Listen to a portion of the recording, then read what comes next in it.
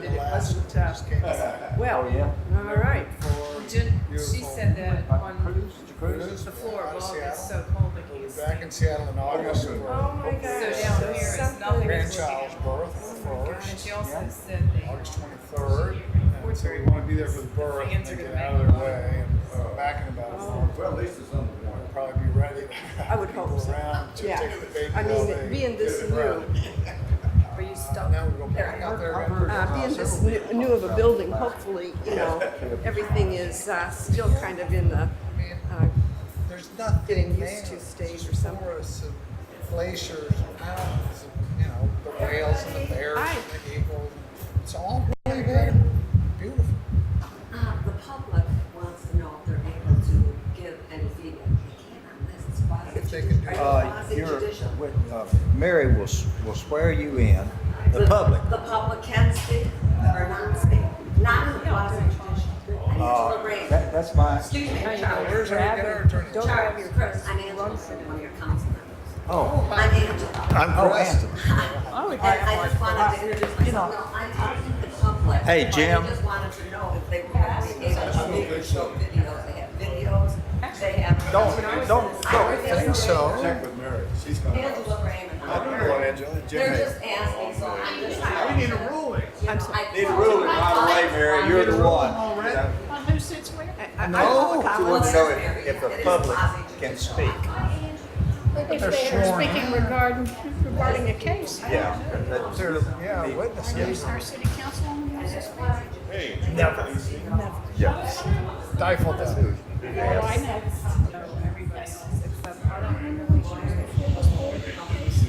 The lady that just showed our I got you a fan. Usually I'm so old. There are people here that would they got videos, they got pictures, are they allowed to speak or enter? I know in Washington. I like the wind blowing over. They would love to. Well, you know what? It'll take more than that to get her video turned. That's better. Heard. That's better for me. I guess we will find out. I can't think of it.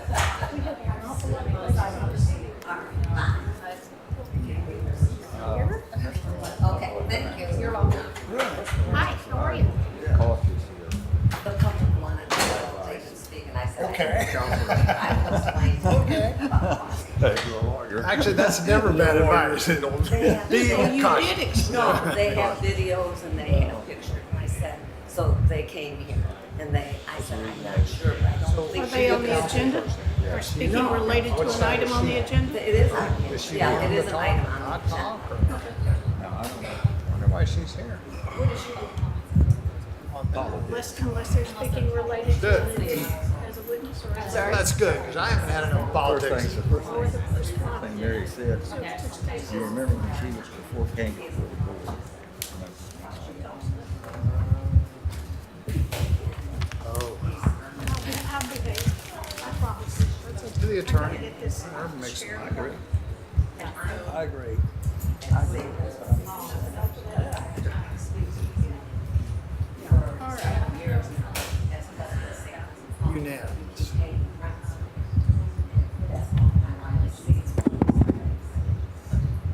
You chose here to do it.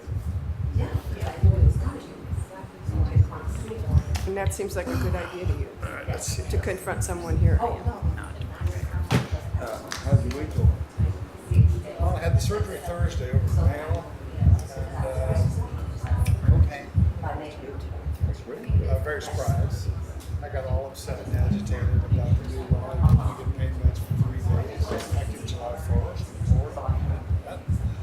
They always forced me. My house, I love you. I appreciate I think it. so. They said, we'll get your refill, but it'll take us 72 hours. Well, I only get 3 days worth, and then you're gonna make me wait 3 to, it's stupid, but I need it. Couldn't even spot it. It's very well described. It was an operation. I had two surgeries. Just two talk for a medication. I had to. Where'd you have it? That nail, I would never move anywhere else but man. I was real. I told you how to go over it. It's It's a organized, clean, everybody's watching their hands all the time. It's just well thought out. It's very impressed. I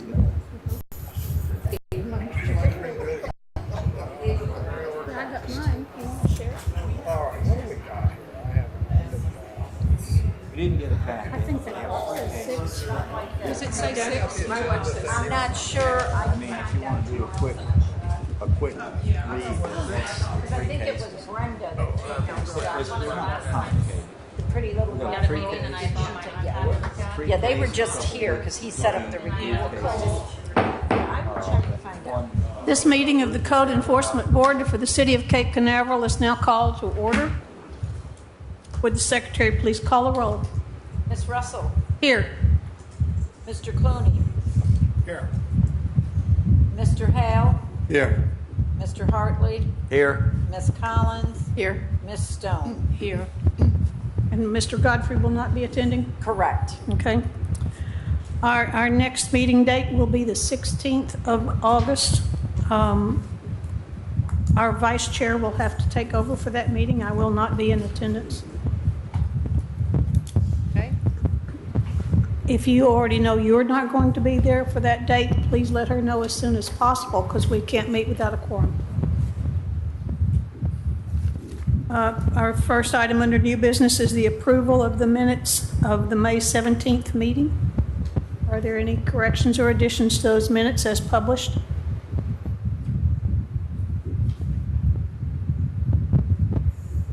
Hearing none, I move that those minutes be accepted as published. Is there a second? Second. Motion and a second. Any discussion? Hearing none, please call the vote.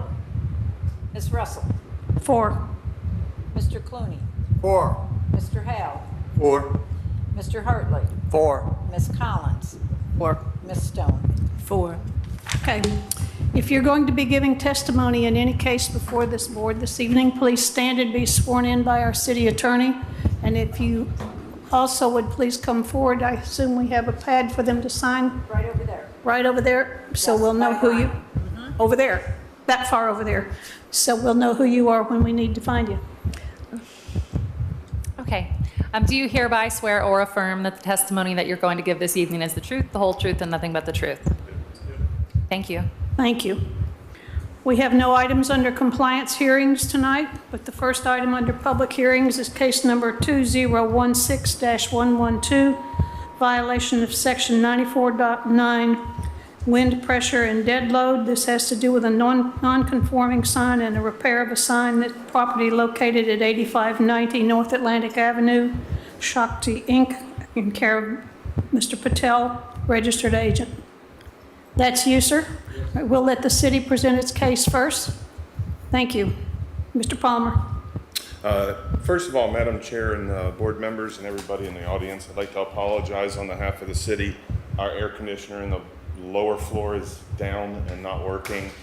Sorry about that. I hope it's not too uncomfortable for you. We do have fans, as you can hear, in the mics and stuff for the board members. If you do get too hot, just we can get you some water or whatever. Just let somebody know, and we can get you some water and stuff. Okay.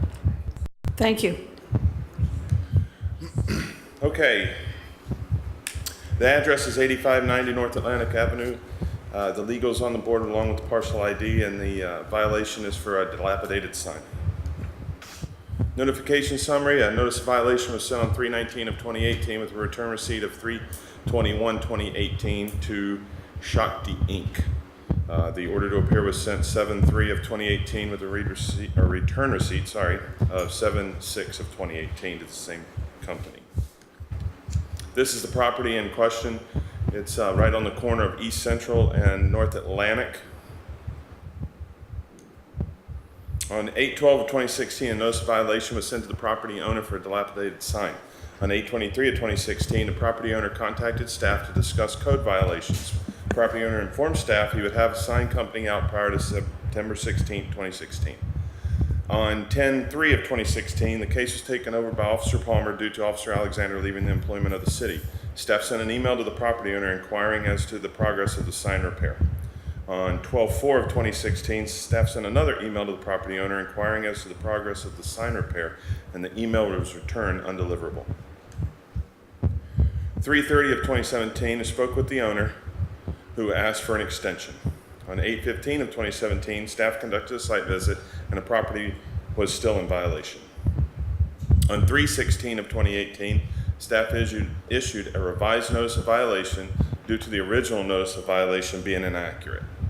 On 3/27 of 2018, staff spoke with the owner who said he was going to have the sign removed. On 4/5 of 2018, owner contacted staff stating he was meeting with the sign company to have the sign brought into compliance.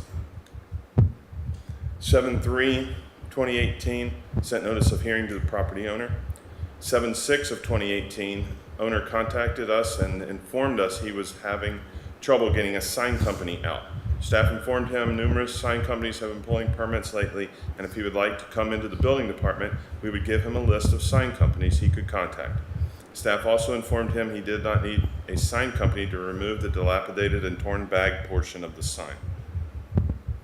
7/18/2018, the owner made contact with staff and stated he was having the torn bag removed and would visit the building department to obtain a list of contractors. 7/19, which was today, a representative from Artcraft Sign Company contacted staff requesting information on sign requirements. Should that be so instead of do? Yes. So they can, sorry about that. It's okay. So they can submit a permit application. The property owner contacted staff and stated the torn bag sign had been removed. Staff conducted a site visit and confirmed the bag sign had been removed. This is the sign as it is today. There was not a picture, an accurate picture taken prior to that's another reason why the notice of violation was resent. It was inaccurate. The pictures there was no pictures on it. It was kind of, so we actually restarted the case is what we did with the revised notice.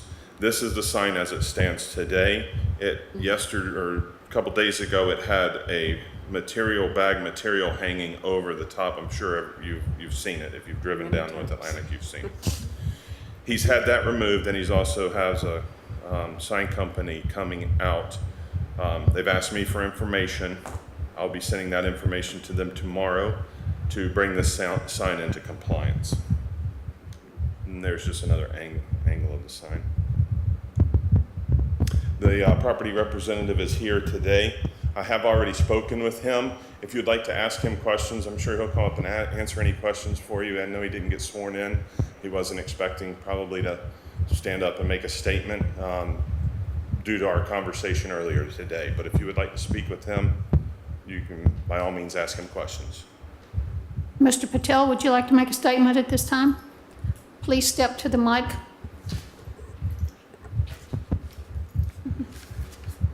Okay, Can I go ahead and swear him in? Sorry to jump in, but I don't believe believe. he stood and was sworn. He did Oh, not. I didn't. Oh, you did? Was he? I wrote down the people I saw and maybe he was behind somebody. Were you sworn in? Or we'll do it real quick. Thank you. Do you hereby swear or affirm that the testimony that you're about to give is the truth, the whole truth, Yeah. and nothing but the truth? Thank you. yeah, I tried to get in touch with sign company.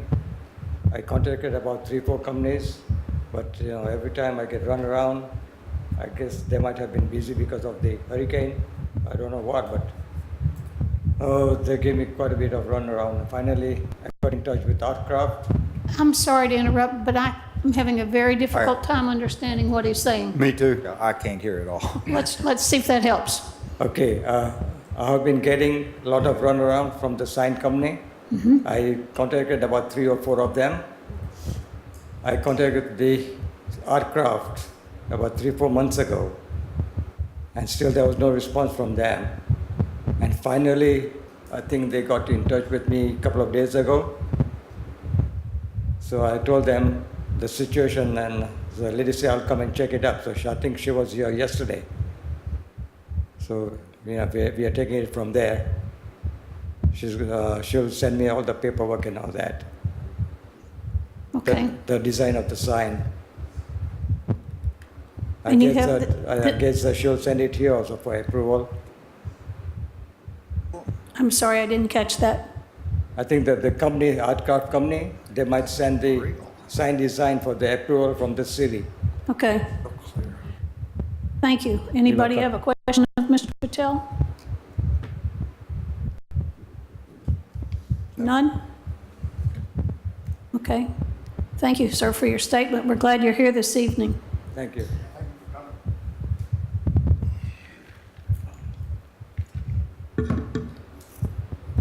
What's the city have to say about this, sir?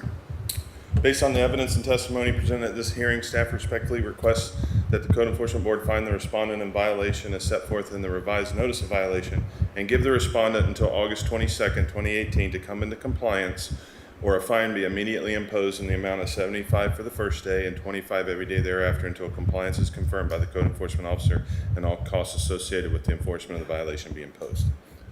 Okay, I have a question. Yes, In the packet that we received prior to the meeting, yes, under section 94-10, yes. no, I'm sorry, 94-121, non-conforming signs, Yes, does this sign not qualify as the special exception being terminated by abandonment? Paragraph A. it is being changed for the, he wants to keep the sign. That's Right. the thing. He wants to keep the sign, so it has to change, it has to be changed into a pylon sign because the pole signs aren't. Okay, so it's either pylon or no sign at all. Yes, Okay. Did you explain that to Mr. Patel? yes, I'm explaining that to Artcraft Signs. Okay. They've contacted me and I'm going to forward them the requirements of the sign, and they have already informed me that they are going to repair his sign to bring it into compliance.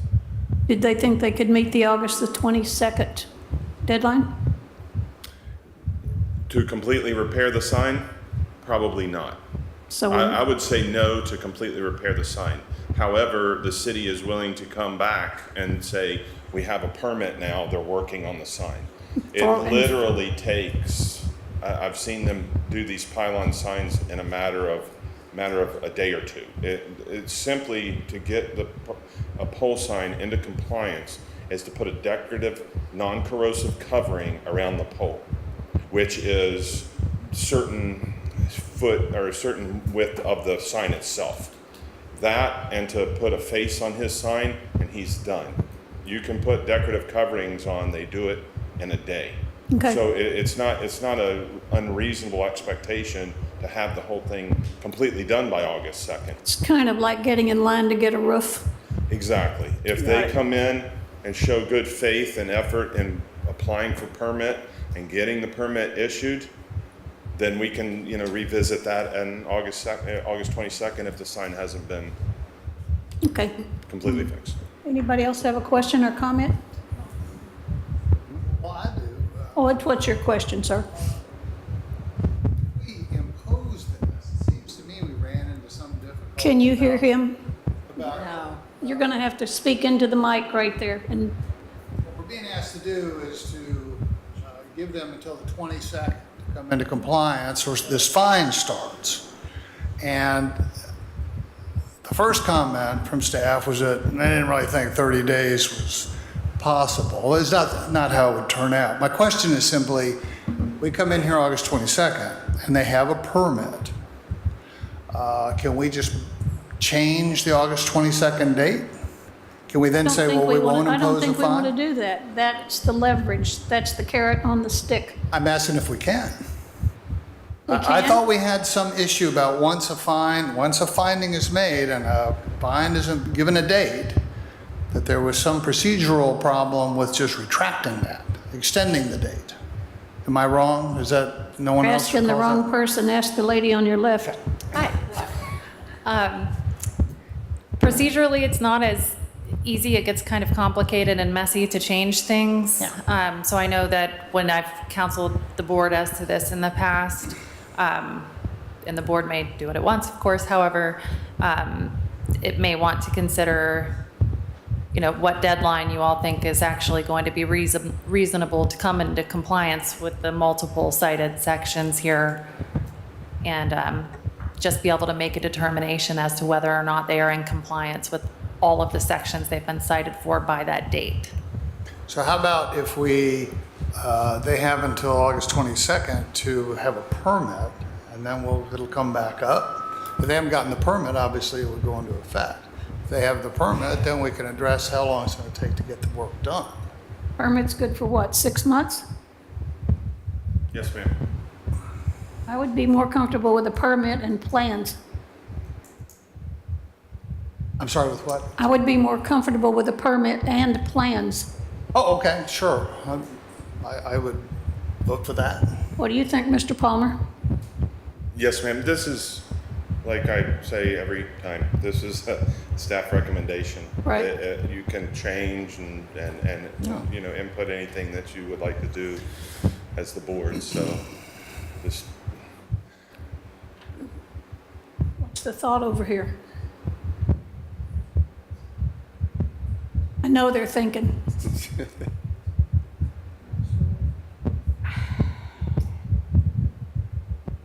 I'm inclined to go with the staff recommendation myself. Okay. Me too. We have 2 inclined to go with the staff. Well, this almost sounds like a vote. Let's take the city's recommendation in the form of a motion, and we're discussing it now. If we have that as a motion in a second, then we can discuss it further. And if voting to continue discussion, which most of us learned about this last week, we could either continue to discuss it, or we could call the vote. I honestly can't hear anything you're saying. Has a motion been made, Mary? No, it's No, not yet. simply a staff recommendation. Yeah, I would just have one thought. If we go with the permit till 22nd, and we're going to assume that they're going to go forward in a good faith with the repairs, I would hope. I don't want to build in further delay in the process by having a step program, you know. If they go forward with the repairs, as Brian, you say they can complete the repairs within a reasonable period of time? Is that Yes. feasible? Yeah, is it feasible to come in and get a permit and have the repairs done? Yes, it is. Like Mr. Clooney was stating, though, I mean, things can happen. I mean, you can have the sign company could, you know, No. could be even busier. But real quick, the staff is willing to go another 30 days if that helps the board come to you know, a decision. I mean, it's not this isn't a hard, staff has a sign company that is willing to start talking to us. So we've gotten to where we want to get to right now. Okay. So if the board would rather see a little more extra time, staff is willing to extend this time and change our recommendation to the end of September. Okay. It is not without notice that this began back in March of 2017. But I would ask the owner, do you have any problem with proceeding promptly on this matter as far as the repairs are concerned? No problem. Okay. Okay. Well, I would move then that we accept staff's recommendation, giving until the meeting in September. I'm not sure we have to look that up, but instead of August 22nd for the next appearance of this matter, we make it September, whenever the next meeting is.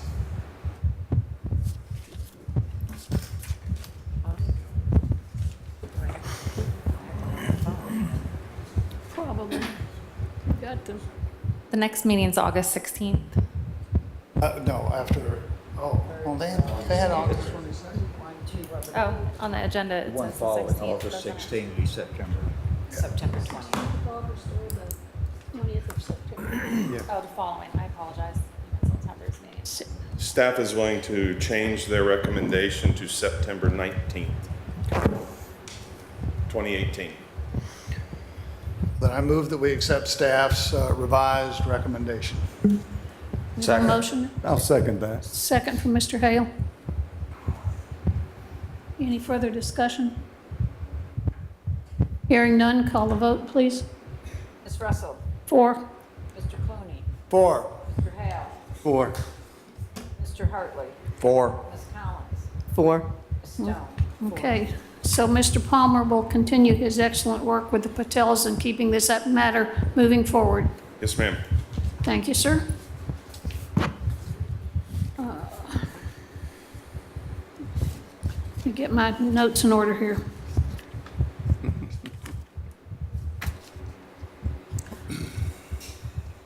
How did I do that? Here we go. Case number 2017, item 1-166. This is property located at 526 Jefferson Avenue, Bogart Place Properties, LLC, Jeffrey Wells, property owner. Innumerable, a long laundry list of issues. Mr. Palmer, is this yours? Yes, ma'am. The address is 526 Jefferson Avenue, Cape Canaveral. The legal is Barnes and Haynes, re-subdivision lot 6. Parcel ID is on your screens, and the violation is for property maintenance. The notice of violation was sent on 10/31 of 2018 with the return receipt of 11/2/2018 to Bogart Place Properties LLC, care of Jeffrey Wells. Order to appear was sent 7/3/2018 with a return receipt of 7/5/2018 to Bogart Place Properties LLC. This is the property. It's on the corner of Ridgewood and Jefferson. On 10/4/2017, staff received a complaint regarding water leaking through walls and ceiling. During a site visit, staff observed water leaking from the AC pipes in the kitchen ceiling and water stains on the ceiling of the dining area. Staff also observed in the downstairs bedroom water damage to the interior walls. The window was being held in by a board and did not have a screen.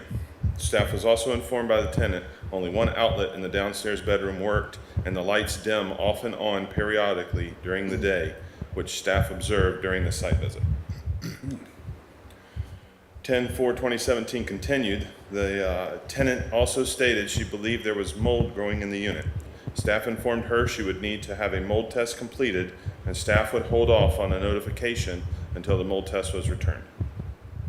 On 10/5/2017, staff spoke with the building official regarding the dimming lights. He stated he would have an inspector check the panel to make sure it was sufficient enough for the 2 units. The inspector reported the panel was sufficient. The building official stated both tenants should have access to that panel. On 10/9/2017, staff conducted a search of the permit database, which revealed 2 permits had been issued for this property. However, both had expired. Staff requested the original complainant ask the tenant of the 1-bedroom attached apartment to contact staff so we could inspect her unit. On 10/17/2017, staff spoke with the tenant in the converted 1-bedroom apartment, who stated if the breaker is tripped, she has to wait until the other tenant is home to reset the breaker due to her not having access to the panel. Staff observed prior to leaving there was not adequate parking for the amount of units. On 10/18/2017, staff conducted a search of the BTR database, which revealed no BTR had been issued for the rental property. 10/31/2017, a notice of violation was sent to the property owner.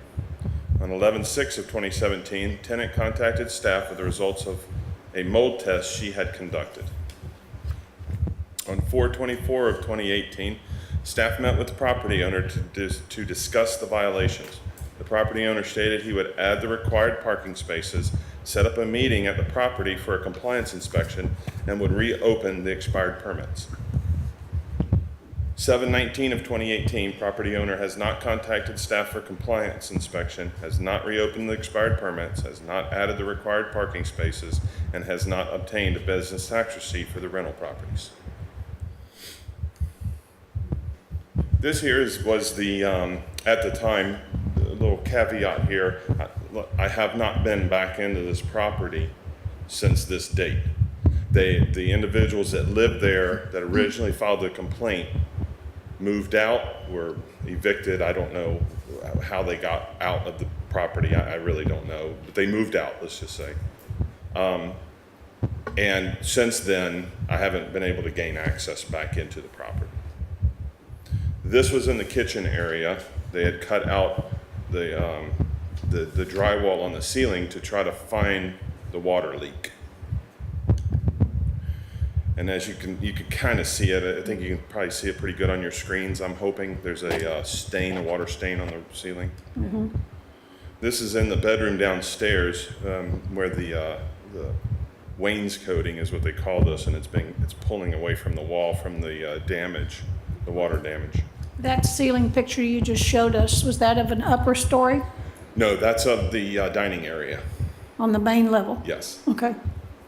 Here's another picture of the wainscoting that's being pulled away. This That's is the window also, or that's one of the windows. I'm sorry. Is this is an upstairs unit? This unit. It's two-level? This unit is 2 levels, and they have a 1-bedroom apartment attached to it. So you have, it was a single unit. It was one townhome that was downstairs and upstairs. Downstairs has 1 bedroom and a living area with a kitchen, and then upstairs were the rest of the bedrooms. They converted one of the rooms upstairs into a 1-bedroom apartment, which was approved by the building official and everyone here. So he was allowed to do that. With a kitchen? So Yes, the it leak, already had a kitchen. It was like a suite, another suite. So they converted it. the leaks that you're referring to in the ceiling, is that to the upstairs unit, No, that's The lower. Yes, first floor unit? yes, And did you inspect the upstairs? yes. And did you find any evidence of how that water was getting down? No. Okay. Not from upstairs. I didn't. This is another stain on the ceiling. This is all still downstairs. This here is a picture of the pipes. It's the AC pipes. And the AC pipes, if you know anything about ACs, they have condensation on them because of the cold air and stuff going through them and the Freon. They wrap these pipes with this stuff to keep them from dripping, to keep them from dripping onto the ceiling or what have you. As I was standing there in the kitchen, this was dripping on me. So this was, as you can tell, it has a hole in one of the coverings here. And then that's a blank page. That's a board that was holding the window in. I'm trying to get to, I think I'm missing some pictures here. Hold on. Yeah, I'm missing pictures. I'm sorry. I don't know. I guess this here, if on the other picture that's obviously got deleted somehow, they had put electrical tape around it to try to stop the leak. And electrical tape is for electrical, not plumbing. So it's not going to stop a leak. It's just going to leak right through it. Once again, the board has to hold the window in due to, during the hurricane, this window got blown out. So they had to put a board in there to hold it in. This is a picture To hold of what in? The the frame? window. The frame itself? No, the whole window. The whole window? Yes, But this window, the window glass right there. Yeah, I You see it. Yeah, the window glass. There was another picture that had a closer up of the window glass. Are the top and the bottom of the window broken out, or just the No, bottom? just the bottom. Just the bottom. But the window glass isn't staying in the frame. Okay. When you inspected and took these pictures, was the unit occupied? Yes, Okay. And the air conditioning was running, of course? yes. This is showing that same window, and you can see on the right-hand side of the window where it's, the drywall and everything's breaking away from it. Another picture of that. Just a better, closer picture. And you can see here, this is the ceiling downstairs, and you can see where the water was running down the wall. And then the stain on the wall, or on the ceiling. And there's another stain. It's just the downstairs was flooded, and these stains on the floor and the stain and all that stuff is coming from that. The stains on the ceiling, I surmise that during the hurricane, the ceiling was leaking. I'm gonna, in a minute, I'll show you a picture of the garage, and that's where the, above the garage, they have a balcony. And that's where the sliding glass door to the balcony was leaking down into the garage. When the tenant ran the mold test, was it negative or positive? It was positive. However, with that being said, the tenant did not hire a mold expert or a mold company to run a mold test. She ran it herself? Yes.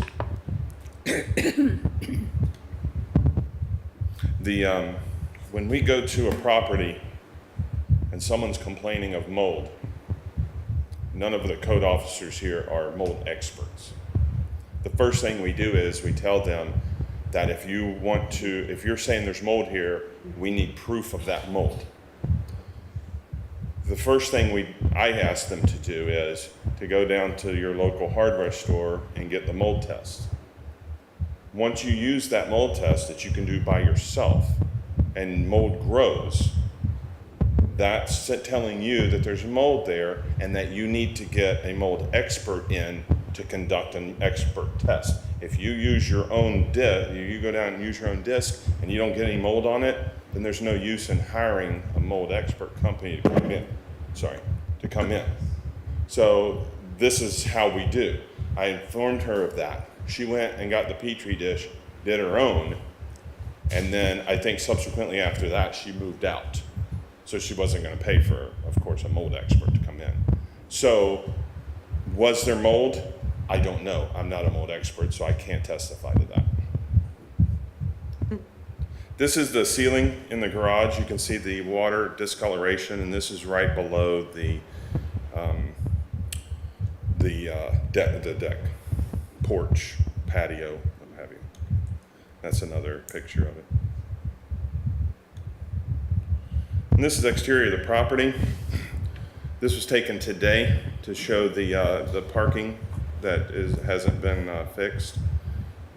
The code states that for each dwelling unit, you must have 2 parking spaces. Code also states how those parking spaces are to be paved. This is a closer picture. You can tell that the parking spaces, and right behind those vehicles, up the stairs, that's the 1-bedroom apartment. The 1-bedroom apartment tenants, that's their cars there, that's where they park. They have to have an actual parking space there. He can make a parking space there, but he has to designate it as a parking space. In other words, it needs to be paved, it needs to be marked, it needs to meet certain criteria.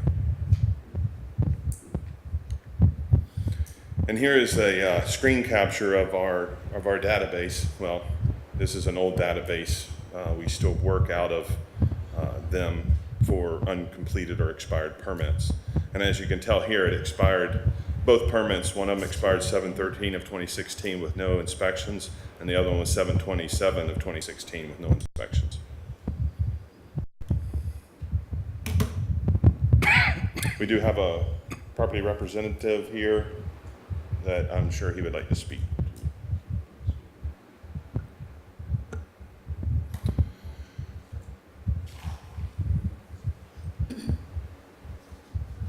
Sir, did you enter late and miss being sworn in? I did. Could you raise your right hand for me and I'll swear you in now? Sure. Thank you. Do you hereby swear or affirm that the testimony you're about to give is the truth, the whole truth, and nothing but the truth? I do. Thank you. Jeff Wells, on behalf of the property, it's owned by Bogert Place Properties LLC. I don't know that Tracy, who is the principal involved for us for this property, is not feeling well tonight, so I'm standing in for her. Okay. I don't actually know the status of some of the changes, but generally speaking, she has informed me that we've fixed everything. Now, not the parking, but the inside was re-let to another family, and we haven't gotten any complaints from them. So I'm not sure. Both the units in the building then are now rented? Correct. Okay. So I don't know that I want to dispute what the officer has said because I don't have any personal knowledge of some of the things that have gone on. But I don't know what you're planning to do. If you're gonna give us some more time to get him in there and have it inspected, then we would agree with that. Was it my understanding, Mr. Palmer, that you had not been able to gain access to these units? Since the original inspection with the previous tenants, I have not had any, I've not had the ability to enter the property now. Have you attempted to get a permission to enter it? We had a meeting with Mr. Wells, April 24th, and we brought it up at the meeting to, you know, contact me and we can go and have a compliance inspection done. But that hasn't happened? No, ma'am. Okay. And we're not holding them out. They can come and see it anytime they want. We just have to give the tenants notice. Sure, Have to give them 24 hours. sure. So we're not fighting with them. We just, if they want to come in and inspect it on Monday, they can do that. Just can't get it done by tomorrow. When were those repairs made? Shortly after we got the violation. On an expired permit? Well, again, the permit was something that we had been doing work on it over a course of time, and I just don't think we had an inspection come in on it. I mean, we had, you guys had to come in order for us to put people in it, because it had been empty for a long time. Wasn't that permit expired before Hurricane Irma blew through here? Yes, it was. I could probably clear the permits that you see in there, those were found after this. Because what we do is once we get a property that has violations on it, we do a search of all of our databases to see if there's any other, you know, stuff that could be going on with this property. Right. Those two permits weren't part of the What we're discussing tonight? the repairs that he states he's Okay. done. Those permits were done prior to. As Okay. you could tell, those were back in 2017, you know, earlier 2017 and stuff, I 16. believe is what it said. The units went through an entire remodel. All new kitchen, all new cabinets, I mean, we redid the whole place. New electrical, the whole bit? No, I don't think much electrical, but plumbing.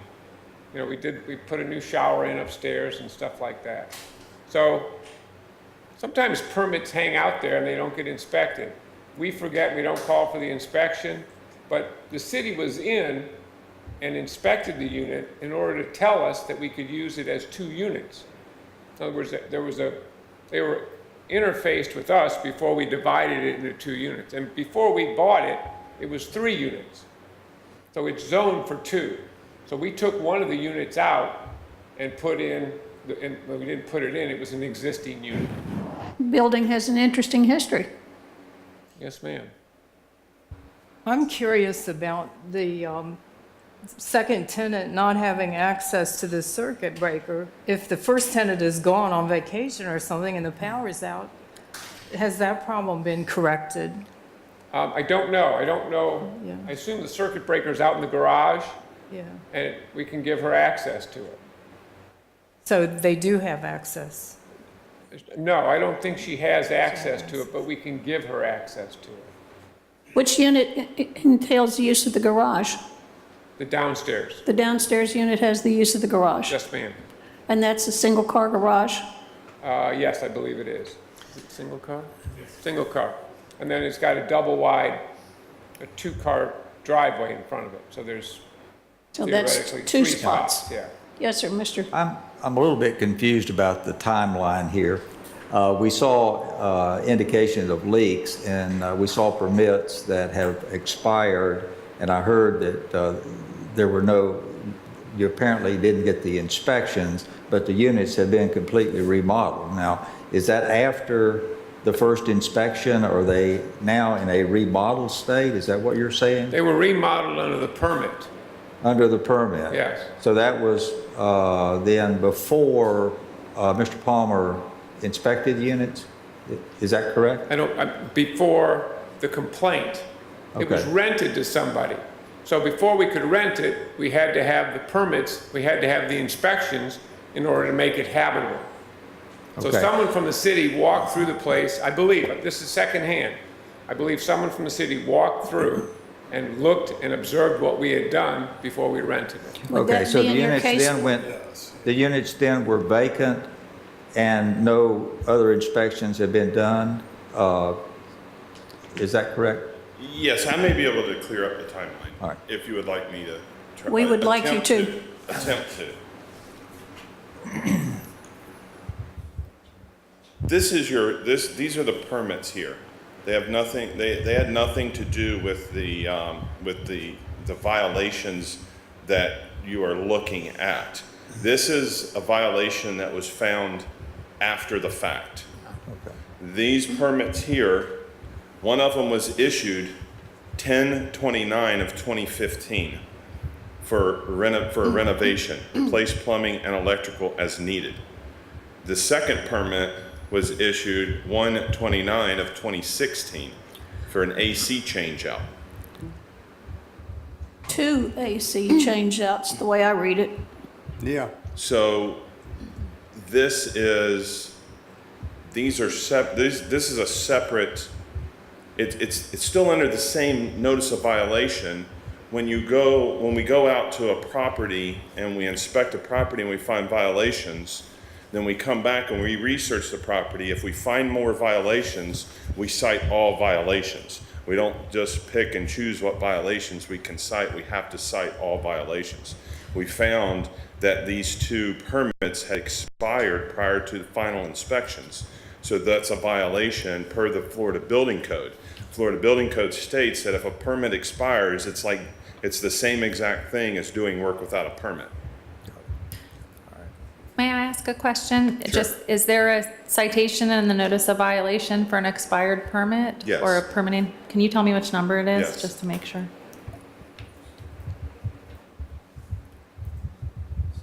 It's the building code cited.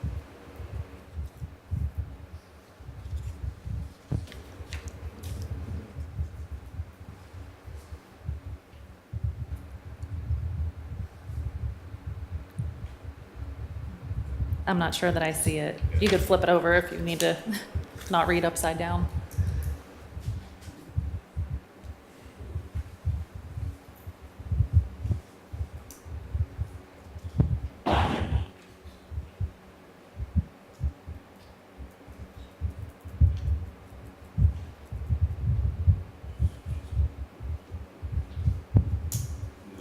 Okay, The section wasn't cited. okay. In the recommendation to correct the violations, I put it in there, but the section wasn't cited. Okay. So, I mean, that's a clerical error on my part, and that's fine. I mean, All right, the permits are kind of like, I mean, they are expired. It is a violation. However, if I didn't cite it, I didn't cite it. I have another question perhaps of Mr. Wells. You say that the units are now occupied, and I assume, and we saw pictures of windows that needed repair. We saw pictures dealing with leaks, and we heard that there was indication of mold, and we saw, anyway, but none of those repairs have been completed, or is that correct? Again, I can't speak with personal knowledge that they've been completed, but I believe the pictures are post-hurricane. So, again, if it's post-hurricane, we've been in and fixed, again, secondhand knowledge, I can't testify to it, it's hearsay. But what I'm telling you is I believe that most everything has been fixed. In fact, the holes in the ceiling that you saw, the cuts, were an attempt to fix a leak from what I believe is a bathroom above that area. So the people are living there. I believe we fixed everything. Again, I can't speak to specifics. Thank you. But we haven't had any complaints from them. Okay? I have one more question. One of the things that's missing, according to what I'm reading, that doesn't have anything to do with painting or leaking, is lack of receipts with the tax office. There's a problem with a permit there.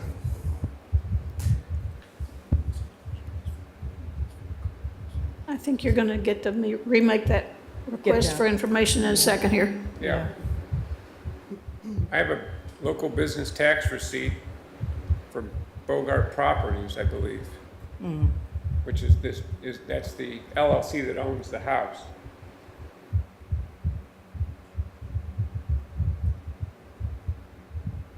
And I think we file this every year, if I'm not mistaken. I'm looking for a date on, oh, October 1st of 17. Is this what they're asking about?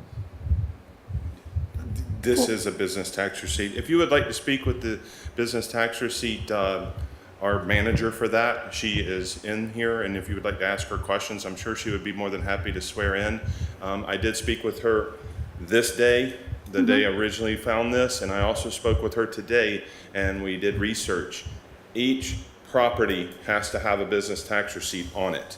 So there would be 520 two for this property. 526 Jefferson does not have a business tax receipt assigned to it. And if you would like to speak with her, I'd be more than happy to call her as a witness. And that's a separate issue.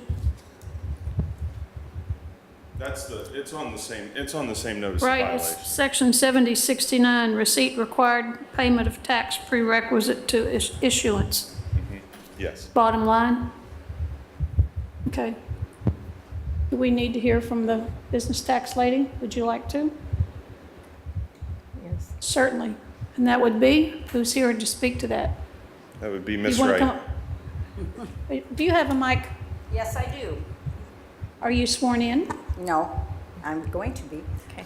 Do you hereby swear or affirm that the testimony you're about to give is the truth, the whole truth, and nothing but the truth? Yes. Thank you.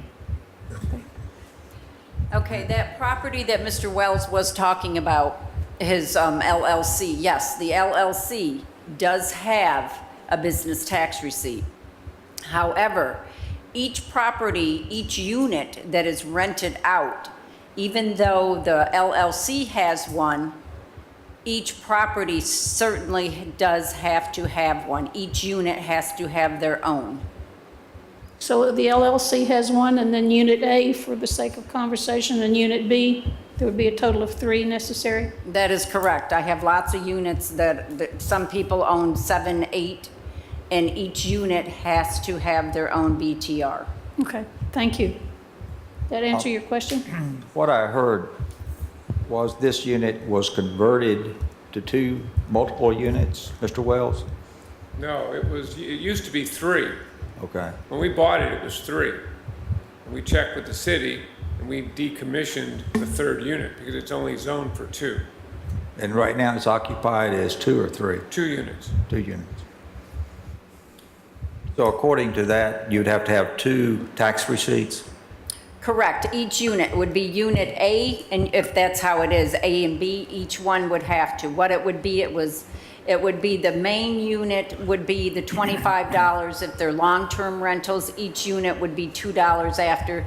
So it would be a total of $29 a year for long-term for 2 units. The tax receipt that you have, is that for this building? It's for the LLC that owns the building. And that is because the state of Florida, Chapter 205, every company that is listed under SunBiz has to have a business tax receipt. And that, like I said, that is not the city, that is the state of Florida. And I am also the vice president of the state of Florida, Florida Association of Business Tax Official. So if Bogart Place were to acquire 2 or 3 more units in the area, they would all be under the LLC umbrella, but they could possibly be C, D, E, and F? Is that my understanding? We don't have a problem paying the I 29 didn't, or I thought it was a $30. reasonable amount, yes. Yeah, and again, it's just an oversight. Okay, I mean, I don't think we're aware that we needed it for the house, so we're happy to get it. thank you, sir. And we probably need to go back a couple years because it's been rented back in 16. Okay. All right, Real quick, I would like to go on record just to state, because of the assistant city attorney bringing it to my knowledge or my attention, that I didn't have that about the expired permits in the notice of violation. Staff will strike the notice of violation, or I'm sorry, will strike the expired permits from the notice of violation. Were there 2 strikes on that list? Yes, there's two. The third one from the bottom and the second one from the bottom of the bulleted list? Let's make sure we're talking about the same thing. The second one from the Second. bottom will be stricken from the notice of violation. The reopen expired permits and complete all required inspections will be taken out of the notice of violation. Okay, so the one item is stricken. Yes. Thank you. All right. Anybody else have any questions for Mr. Wells or Mr. Palmer, as the case may be? Are we ready to hear the city's recommendation? Mr. Wells, is there anything else you'd care to add at this point? I don't mean to cut you off. No, like I say, I'll repeat what I said earlier. We're not holding them out. Okay. I mean, it's not like we're saying, no, you can't come in.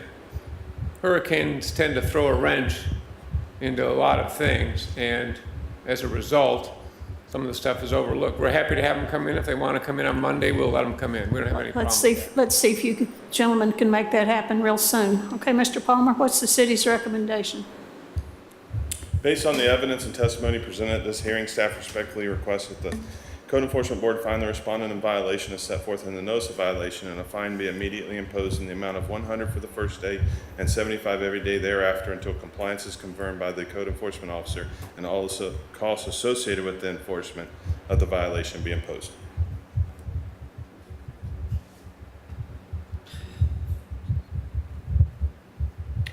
I have a question of Mr. Wells. How long do you think it'll take to get the parking spaces addressed? I don't know, a week? Okay. I mean, again, we're not, Well, they have to be paved and everything, if I and they have to be understood. paved, but it, Have to be what? Parking spaces require some Hard space, surface work or Yes, something? pavement, it yes. has to be paved. paving or concrete? Yes. Oh. And paving in the code, there are different types of paving. And if you look in the code under paving, the definition of paving, it lists everything that they can do. So it doesn't necessarily mean blacktop, Yeah. concrete. There are other things in that definition. And I think Mr. Wells has that from a previous discussion that we had. So I think he knows. Yeah, how- Well, Paving's a little misleading because we all think concrete or asphalt, and I think concrete, but we're allowed to put stone in or brick pavers or that kind of stuff. well, You that say- raises another question. You have to have a permit to do that, correct? Sure. And do you require a curb cut and all of those other things to do that? No, the curb and everything is already there. It's actually, if you look at the picture, you can, Yeah, I saw one entrance. yes, Do it you have already to- has an entrance You don't there. have to expand the entrance, you No. just have to pave the area where they park. There's already a pedway there and the entrance is already there. He would just need to finish. You have a question, Mr. Hale? You mentioned stone. You weren't talking about gravel. So we're probably talking about an FDOT aggregate because it adheres better. Gravel just goes everywhere. Yes. Okay. That answers your question? Yes. Okay. Thank you. So we'd like to avoid the fine and get them in to look at the unit. The fine's not going to do anybody any good. We're not fighting with them. We're not telling them to keep out. It's more of just something that's fallen through the cracks. Obviously, the people who are there now aren't complaining. So if there were holes in their ceilings, or if there was water everywhere, you'd have heard from them already. So let's get us in and inspect it and put it to rest. Thank If you. it pleases the council, that is. You're upping our pay grades. This is not the council. All right, we have seen the staff's recommendation. Yes, ma'am. I just wanted to mention one thing, and you all have your discussion as you will and everything, but with just for the board's consideration, with the staff recommendation it has for the fine to be immediately imposed, and I just wanted to point out that not only has it been brought up about getting a permit and getting the pavers done and things like that, but I believe that the representative had stated that there was no way that he could get them in tomorrow because of the tenants and maybe the notice issues they have there. So if you're thinking about a date by which to, give them to come into compliance, you may want to consider if it's more reasonable to give them a little more time than immediate. Like a week? Up to you all. Like a week? But just considering the testimony.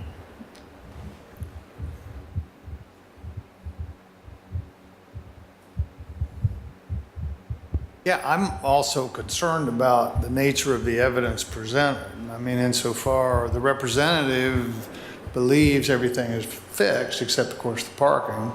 And staff, when they last saw it, of course, there was a problem. But I don't really know what the current condition is. Other than the parking, we seem clear on that. If that being the case, if staff is going to be enabled to, permitted to look at the property next week, I guess we'd hear all about that at the next meeting. And if they need 2 weeks to generate this parking compliance, then perhaps this fine would commence 2 weeks from now. If it's not remedied, and staff will be able to report at the next meeting if it was by 2 weeks from now. So you're looking at 2 weeks out from today? Well, I believe that Mr. Wells indicated that would probably work for him, so seems adequate. The first Friday of August work? That's the 3rd. Would that be? That's okay? reasonable, yes, sir. Okay. And there's only one other comment that I have, if I may.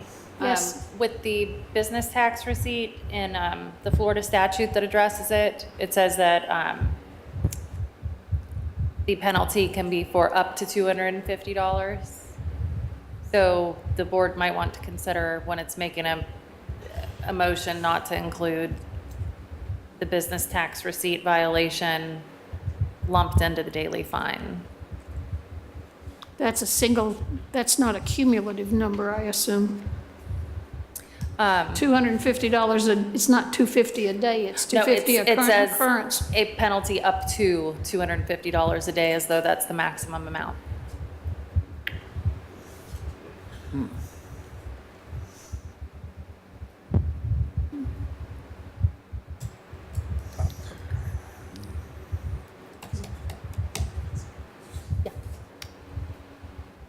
May I ask the tax lady, what is a reasonable time to obtain a tax receipt and out through an application for these 2 units?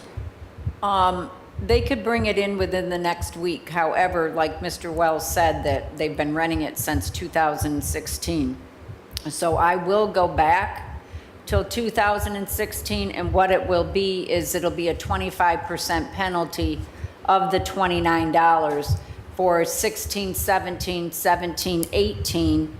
And I am in the process right now of getting the renewal notices out. So it'll be 3 years. 2 of those years will be 25% penalties. Very reasonable amount. Yeah.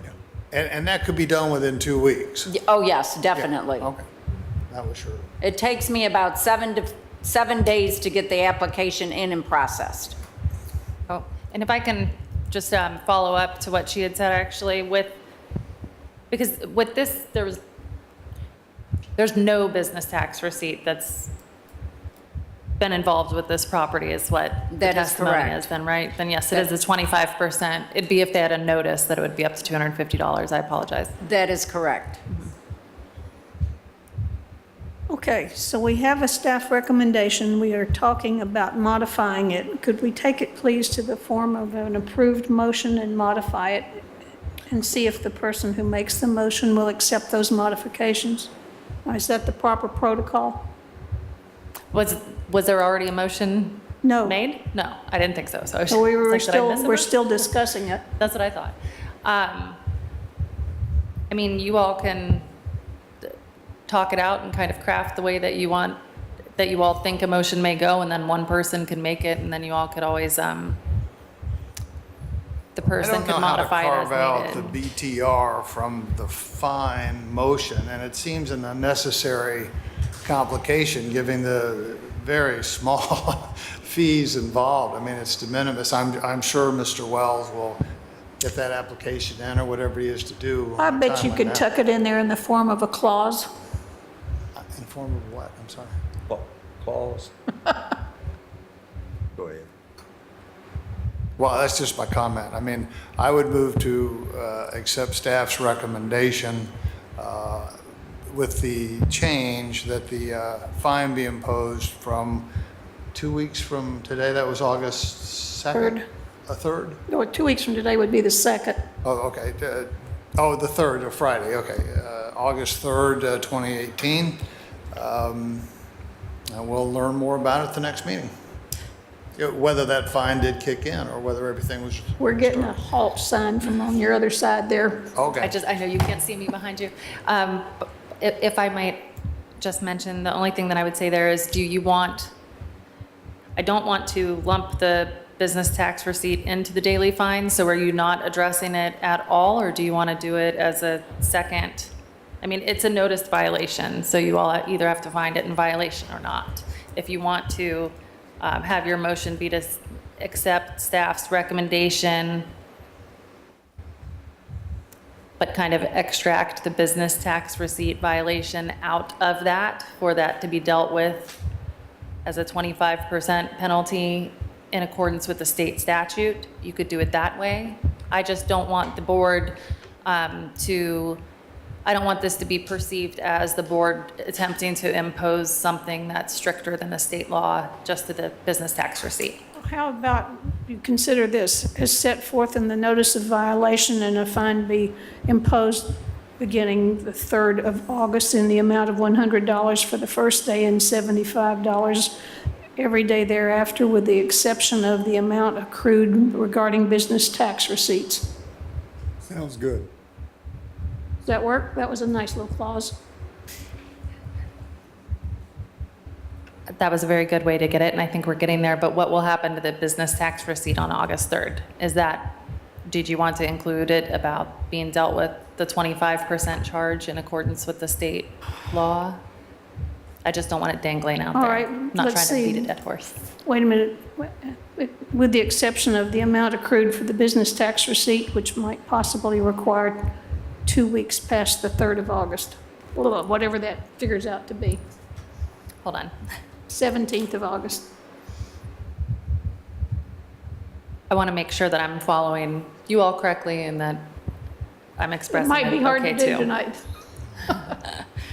Okay, so I believe what the board's going toward in discussion anyways is that accepting staff's recommendation with the date, however, of August 3rd, to where it's $100 the first day and then $75 each day after, for each of the violations in the notice of violation, except for the business tax receipt, which on August 3rd, if that's not obtained by then, there would be a 25% charge, whatever the 25% of the business tax receipt cost is. Is that what, I'm just trying to clarify, is that what you're, No, Well, I think so, but isn't that automatic? He can't get the permit. Right, Yeah. unless he that pays the is- penalty. That's right. So- I mean, the that's, BTR is already, that's the that's charge imposed for by not them. having a BTR and the years or whatever that they've already had. That's already, that, they're gonna pay that regardless. He's gonna We pay didn't that set regardless. amount, we just said the accrued expenses.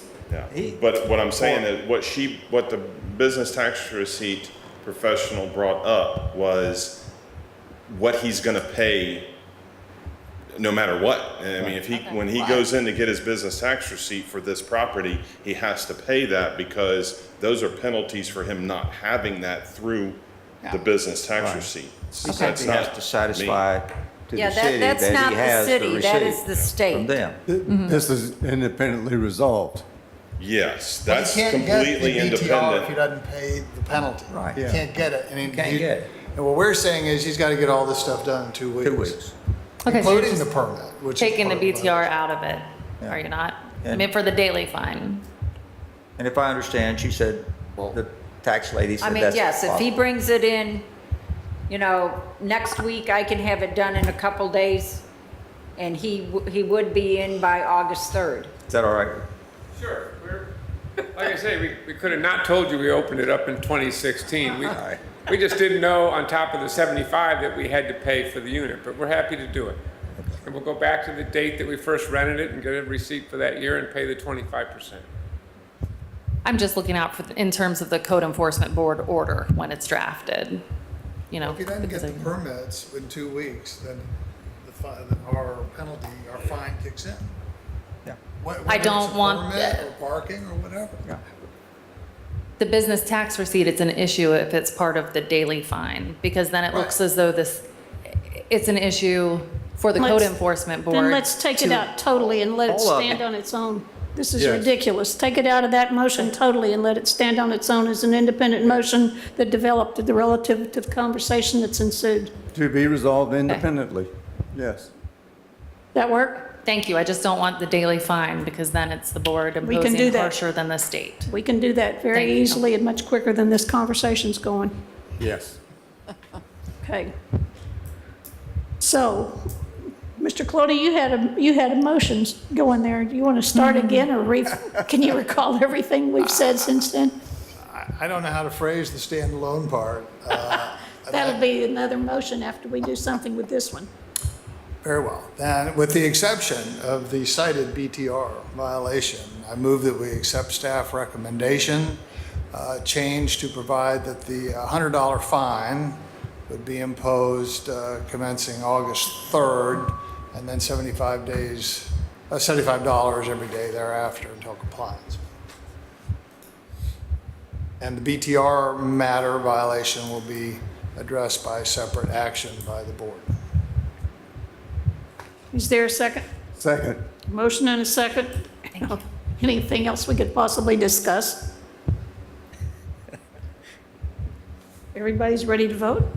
Ms. Russell, Yes, I'm for it. Mr. Clooney, 4.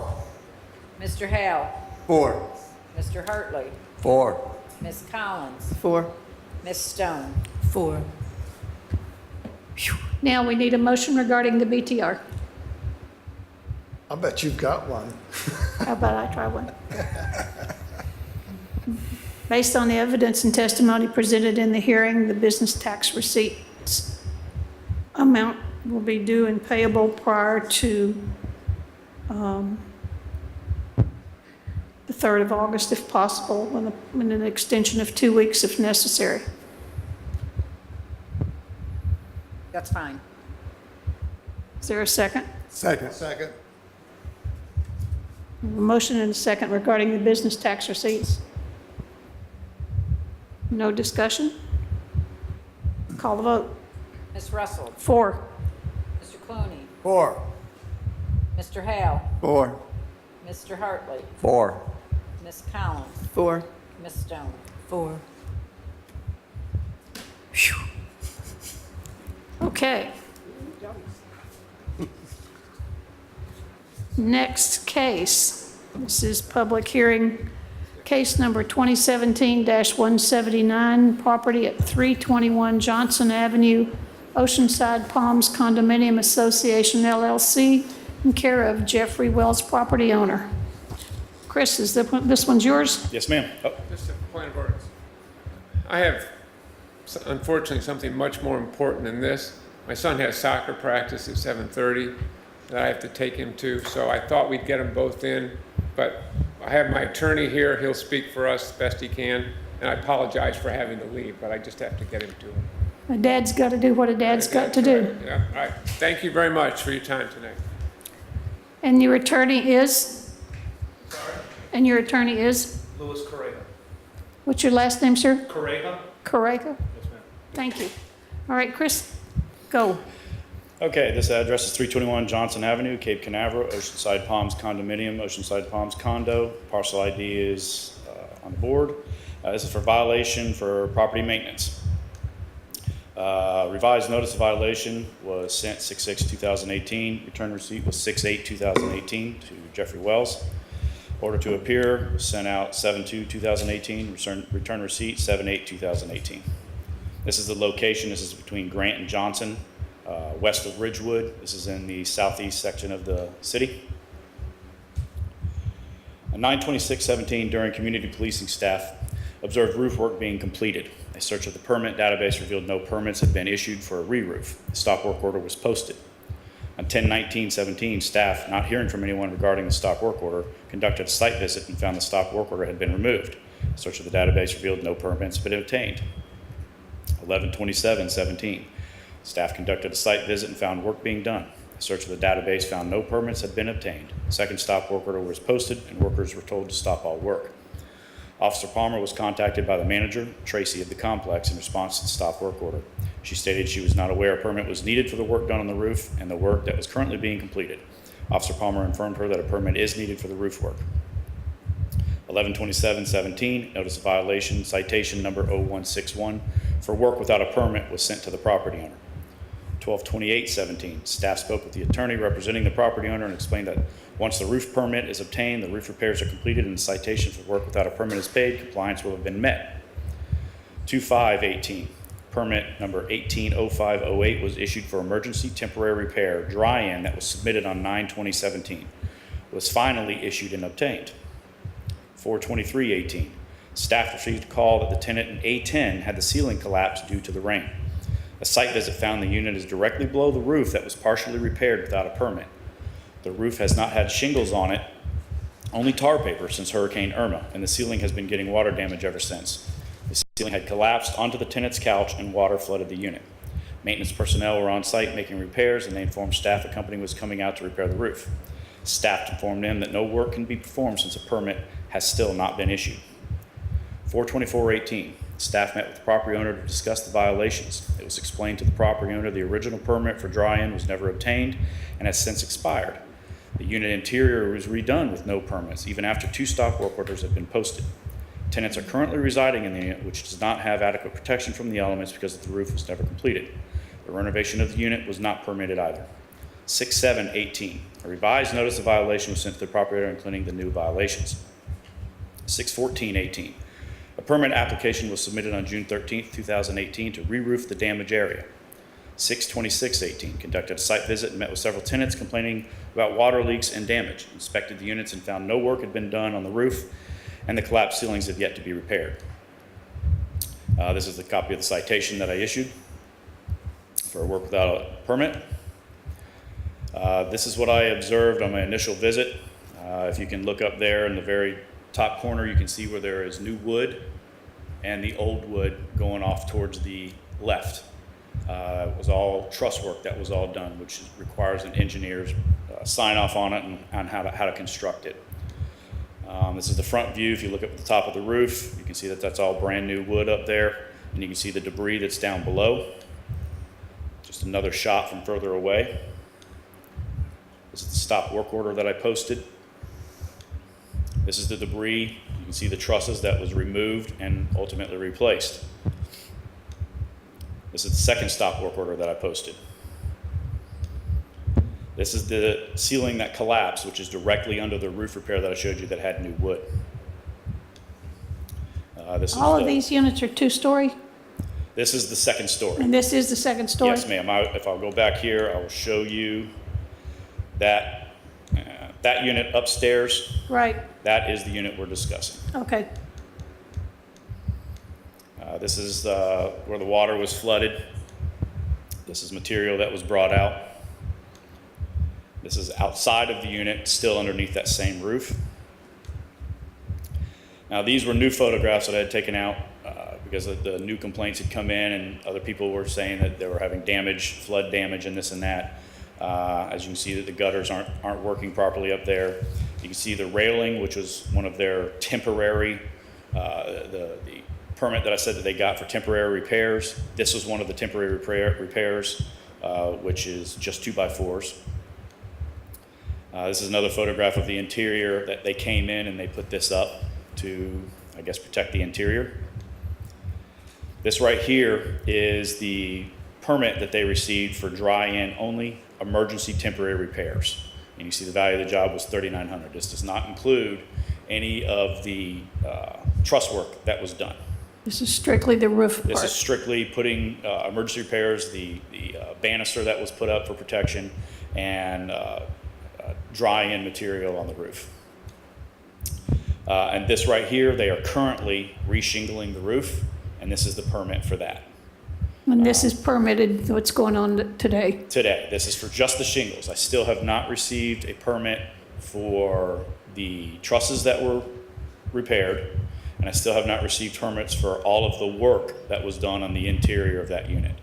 I went out there, unfortunately I wasn't able to take a photograph because they closed the door before I could photograph the scene, but when I went out there originally and saw in there and put the stop work order on, the interior of that unit was gutted all the way to the studs. And since then, they had made it livable, and there's people living in it, and no permits have been received. Are there people living in it at this time? I don't believe so. I believe that they found them another location to live until they could get that taken care of. I have not seen the interior of the unit. With the roof work that's going on now, are they re-roofing the entire complex? No, just this one building. There's 4 buildings in that photograph I showed you, the aerial view. Yes. It's the furthest southeast corner, or no, I'm sorry, northeast corner building. And they're repairing that. That whole roof is getting shingled. The whole roof is what? The whole roof is getting shingles on. But that doesn't. The earlier work that was done in 17, that was repair, not re-roof? No, that was just putting in dry-in material to prevent water from going in and further damaging any units. Okay. Okay, and before I call the property representative, all of these people here are witnesses, but at the time I'd only wish to call Jeff Moore. He would like to speak about the issues out there. Okay. Could I have a question first? Sure can. You had a temporary permit for, or a permit for temporary repairs on 3/5/18. Correct. The new permit is to re-roof, but you don't have a permit for the trusses. So this, apparently we have a dry-in, and now they're putting shingles on it. So is there any way to inspect the trusses?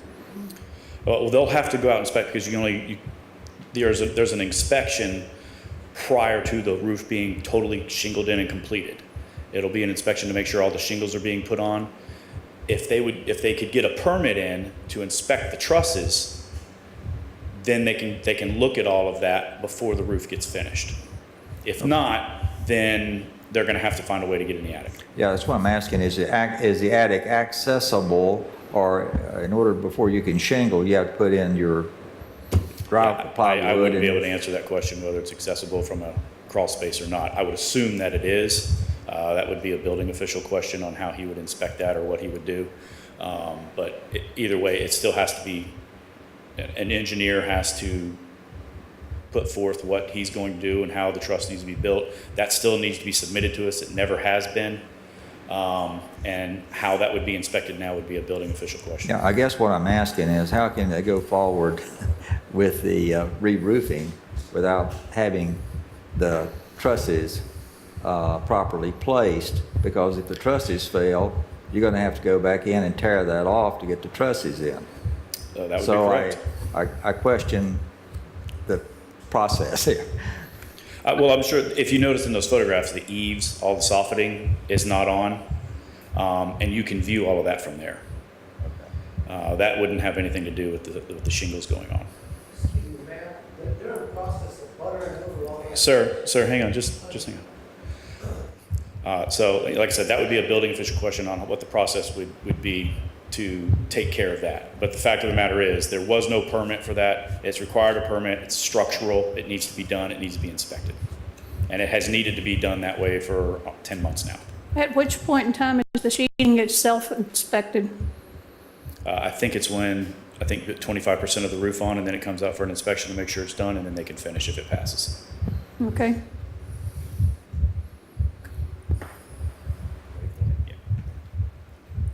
Hi, folks. My name's Jeff Moore. I've been in the apartment in that building specifically for about 7 years.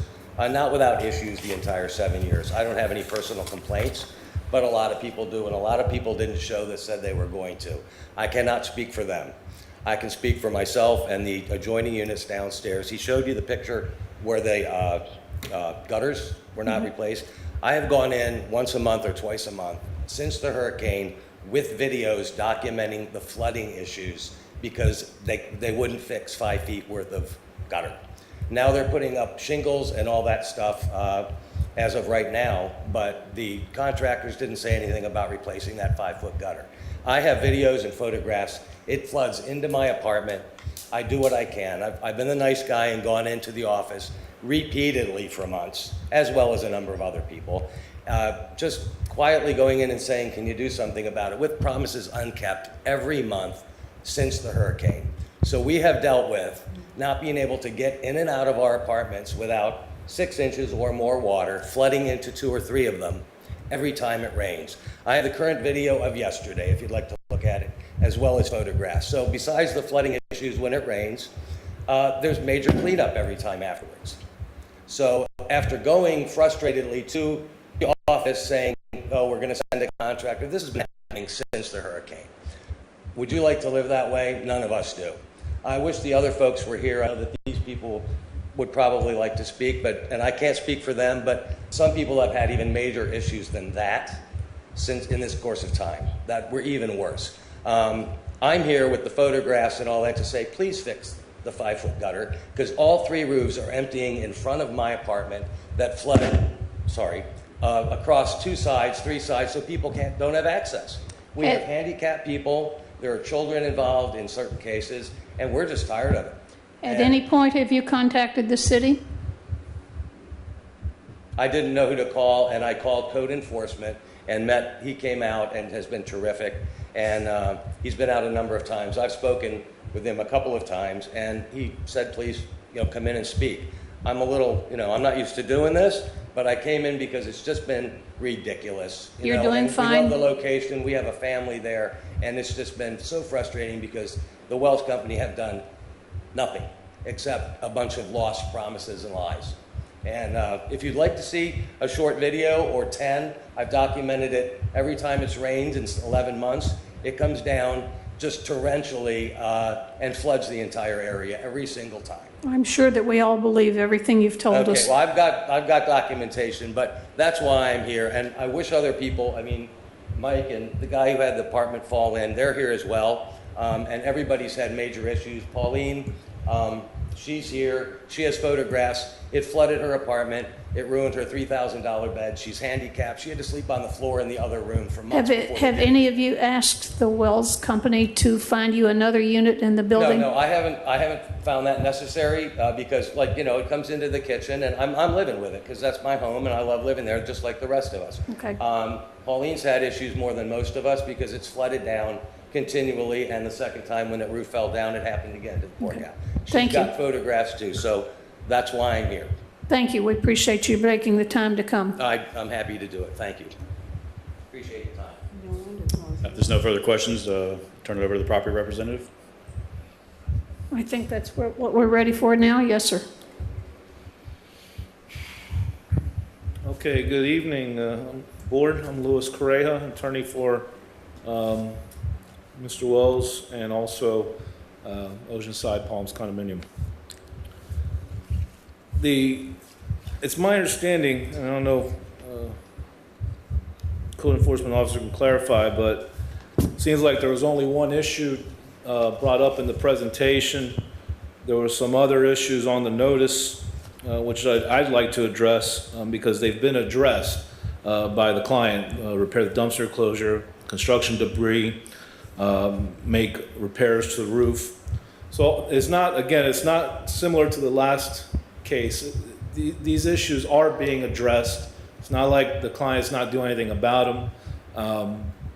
As far as the one particular unit, those people have been relocated to another unit, right? Is that one of our units? Is it in that building? Okay, into a different building. Everything is being addressed. It seems like the only issue, at least brought up by Mr. Robinson, was that the truss work needs to get a permit approved for that. Am I accurate? Is that the only? No. I mean, that's all that was mentioned, I think. No, it's just the entire roof system, what he is alluding to with the leaking and the water coming in. Like I said, they just now have started putting the shingles up, but that is also going to include all the gutters and all of that is causing the flooding and is causing any apartments that are being damaged because of the faulty roof. And that's where we're at. So it's repair everything. The temporary repairs need to be permanent repairs, that they got the permit for temporary repairs, that needs to become permanent. The roof needs to be completely fixed, and the permits need to be obtained for the things that I had alluded to. Do you have any idea how old that building is? No, ma'am, I have no clue. 60s, early 60s? That's probably about right. I don't know. I can't be exact. I apologize. Unfortunately, Mr. Wells is the fountain of information that I am not. So I don't know that off the top of my head. In other words, we're going to be talking about more than just putting some shingles on the roof. This is the roof and all the pertinences that it has, correct? This is soffit, this is gutters, this is closing in the end caps, the whole bit. Ma'am, everything that involves in If it securing goes on or attaches to a roof or the exterior of the structure that holds up the roof, all of it. Yes, ma'am. Okay. Again, I'd state that these items are being addressed. The hurricane, there's hurricane damage. There's been insurance issues with getting this taken care of. So basically, we're asking that a violation not be found, that we've given some additional time to pull the permit and address the roofing issues. Any specific questions, I might have to defer to. I'm rather intrigued by the fact that 2 stop work orders were removed. Those things are what they say they are. The crew that's doing, who's the contractor on your roofing project? Horschel. Who? Joe Horschel. Right? Still don't understand. Joe Horschel? And he's a licensed roofer Of course, yes. and a licensed contractor? Yes. Okay. Anybody else have any questions for this gentleman? It seems like if there's that much water coming into several apartments, it's probably affecting the electricity, the wiring in the walls. And mold, which we didn't mention. I would like to say, for what it's worth, and no disrespect to the gentleman that testified, but there's no mention of any flooding in the notice of violation. So I would say that not be considered for this hearing today. It's strictly having to do with roof work and repairs to inside units or damage to units. There is no flooding discussion or mention of flooding in the description. The testimony by him was for illustration purposes of the failing roof. I understand. Well, it says the roof and flashing. Flashing is the portion that the gutter attaches to. Is that correct? Yes, ma'am. Shall be sound, tight, and not have defects that admit rain. That's one of the items cited under the International Property Maintenance Code 3.7. So in order to get your roof correct, you're going to have the material there that you can finish the guttering to the proper extent that it needs to be done. Yes, ma'am. And would certainly keep further damage from occurring to the ground floor units when you've got the top ones dried out. Thank you. Anybody else have a question? Oh, I got one more. Yes, ma'am. Are those wall unit air conditioners, or is there ductwork in the roof? It's central heat and air. Central heat and air, and where's the unit located? May I? This is Madeline Wheeler. She's a property manager for the building. Were you sworn in, ma'am? Yes. Okay. Where's the ductwork? The ductwork is in the ceiling. The AC itself is in the hallway. Can you step to the map? Yeah. Oh, I'm sorry. Yes, please. The ductwork is in the ceiling. In the ceiling in each unit? Correct, yes. Okay. Be a good time to look at that too, huh? Absolutely. While it's visible? Okay. And A10 is the only unit with any issue. Is that correct? As of right now, yes. Other than the gutter problems, it's the only one that's had flooding. I'm sorry, I can't hear you. A10, the one that we were showing pictures of, is the only ones that has had flooding that has not been repaired yet. Those are the only ones that have had flooding that have not been repaired yet? Correct, is A10. What's the timetable on that?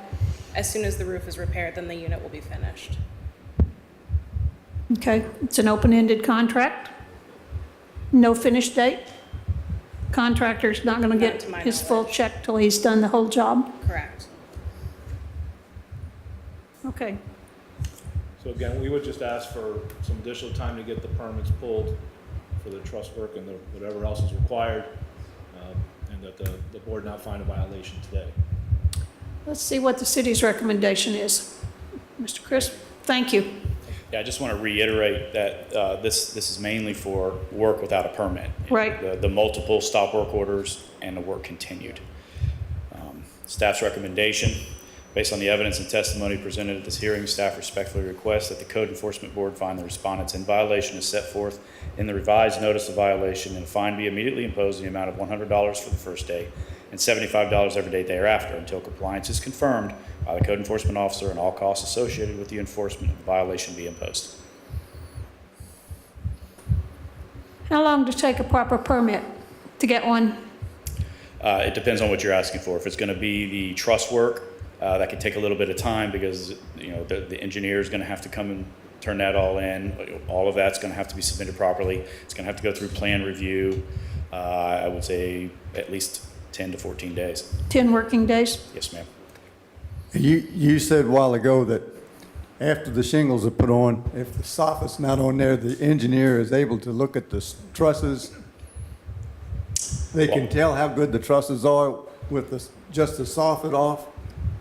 I can't speak for engineers. I can only speak for what our inspectors would probably do or the building official. Nobody can speak for engineers.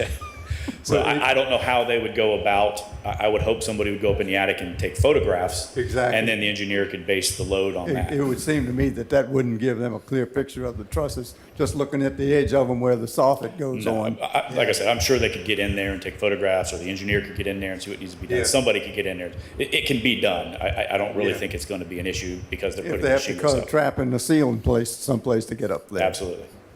Yeah. Well, if the duct works in the ceiling, there has to be access somewhere besides on the end of a building with wings as long as those are. Yes, ma'am. Okay. All right, we have a staff recommendation. I move we adopt staff's recommendation.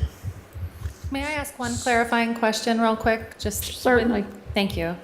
With the recommendations to correct the violation and the repair dumpster enclosure and remove construction debris being stricken, is that because you're not considering It was those? stricken because during my site visits, I found that had been done. That's what I thought. It's just a little hard to hear, so I want to make sure. Pardon my interruption. Second. A motion and a second to accept staff's recommendation. So that's $100 a day to get it in gear, huh? $100 for the first day, $75 every day thereafter. If there's no further discussion, we'll call the vote. If there is further discussion, speak now. No. Hearing none, please call the vote. Ms. Russell? 4. Mr. Clooney? 4. Mr. Hale? 4. Mr. Hartley? 4. Ms. Collins? 4. Ms. Stone? 4. Thank you, Chris. Thank you. The next time you folks have a problem where you're living, you need to contact the building department.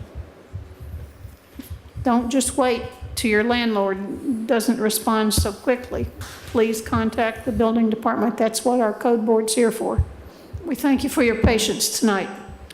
We have one more item to discuss this evening, and if I can find my agenda, I'll tell you what it is. There it is. Case number 2018-206, violation of section 102-39 and permits, property at 323 and 325 Pierce Avenue. Beatrice and Timothy Scully, property owners. What's your case there, Chris? If you give me 1 second, the property representative had to sit out in the truck for AC due to some conditions. Brian went to go get him real quick. Okay. You want to stand up and stretch? I'm good. I can't believe how hard these fans make it to here. It is. Yeah, Yes, it is. It just blows Yeah, right it past does. my poor old ears. yeah. I don't hear so good, no how. All of us at a certain age Yeah. have got issues with Yeah. hearing. Yeah, my wife says I have selective hearing. Exactly. Yeah.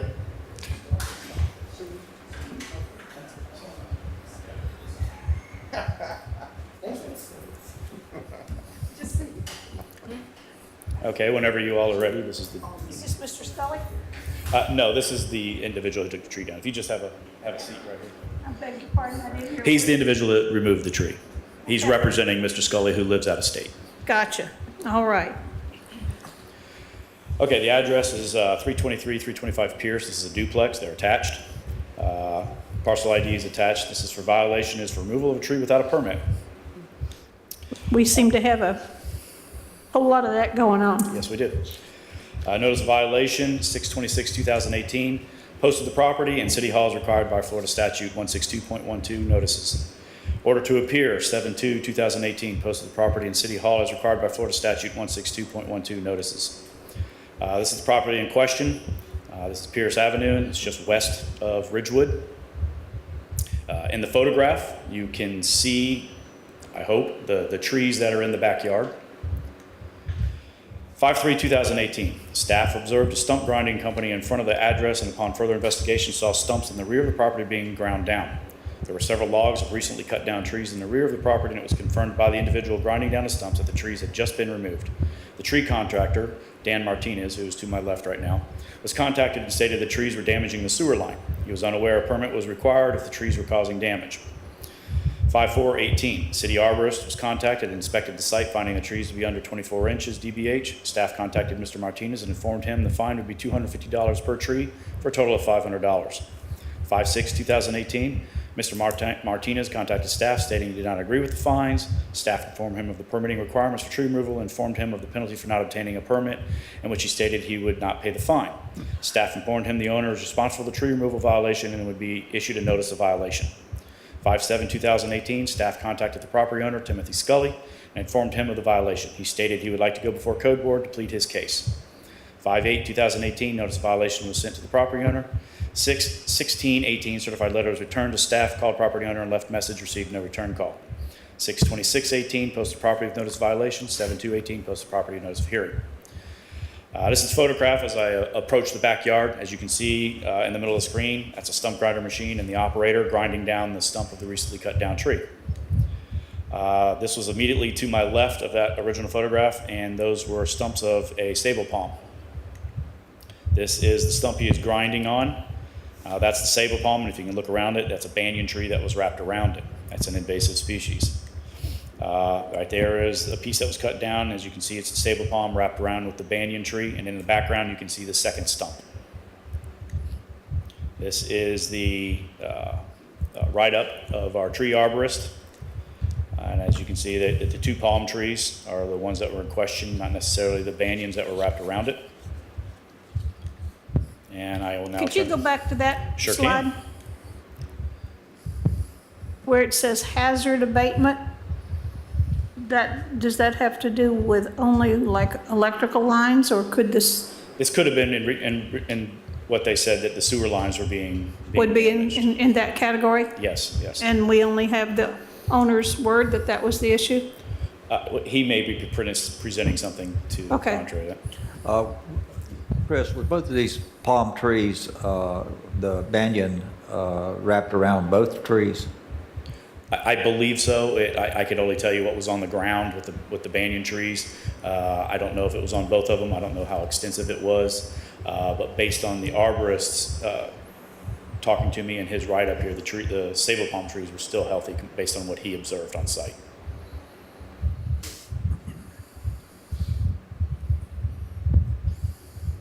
Go ahead. Oh, I was done. You're done? Okay. And you, Mr. Martinez? Would you like, have you been sworn in?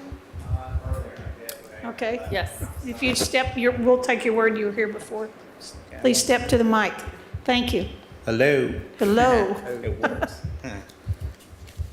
I'm here representing Tim Scully for the 325 Pierce Avenue. He stopped my stump grinder, which was David Stumpro. Lift that up. There you Dave go. with We Stump can't Pro. hear you because we have fans blowing on us. Thank you. Man, I wish one was blowing on me earlier. Yeah. The heat. I have multiple sclerosis, and like the sun and the heat's the worst thing for me, you know. But anyways, back to the tree. I was called by one of my customers that I do lawn maintenance for, just the mowing, telling me that he wanted to have these trees removed because they were damaging his plumbing. The property is a duplex, and the roots were getting in. It was messing up all the water, the flushing of toilets, you name it. And so he received a bid for $7,400, I think, $7,500 to replace the plumbing and stuff. And he wanted me to try to help with the trees. You know, it was an emergency. And so I have been in this business for about 11 years, and I don't do trees in Cape Canaveral. I'm primarily Merritt Island, Cocoa Beach, Rockledge, Vieira and stuff. And when he told me that it was an emergency, what do? You go take care of it so he doesn't have to pay any more money, no more fees in the plumbing and stuff. And so had I known you had to have a permit, I'm not trying to sidestep anything. The permit's free.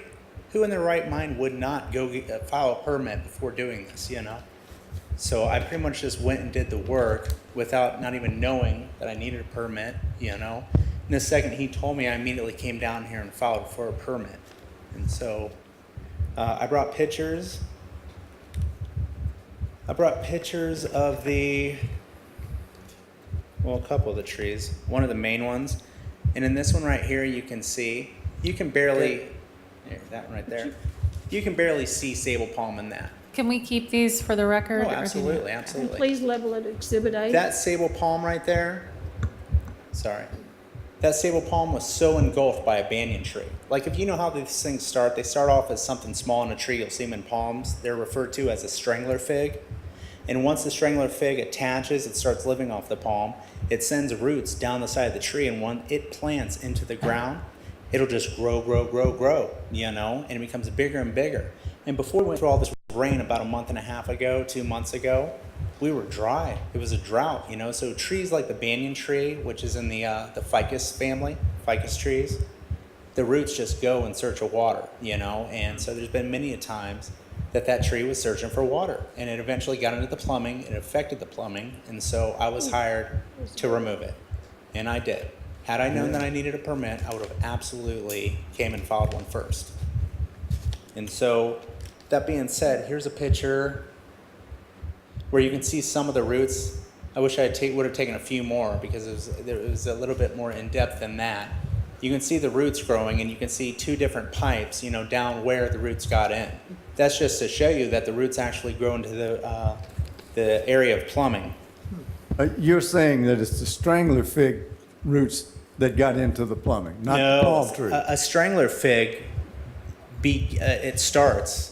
it's the beginning of a banyan tree. Have you seen strangler figs up in trees?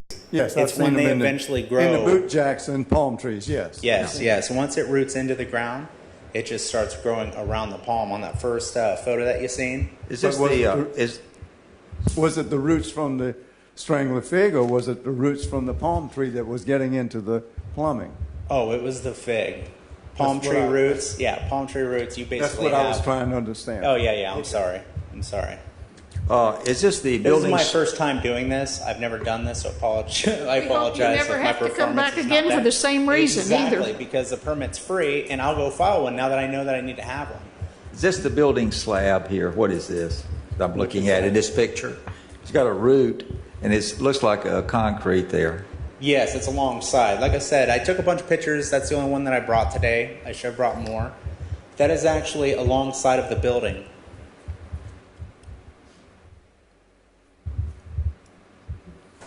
Wow.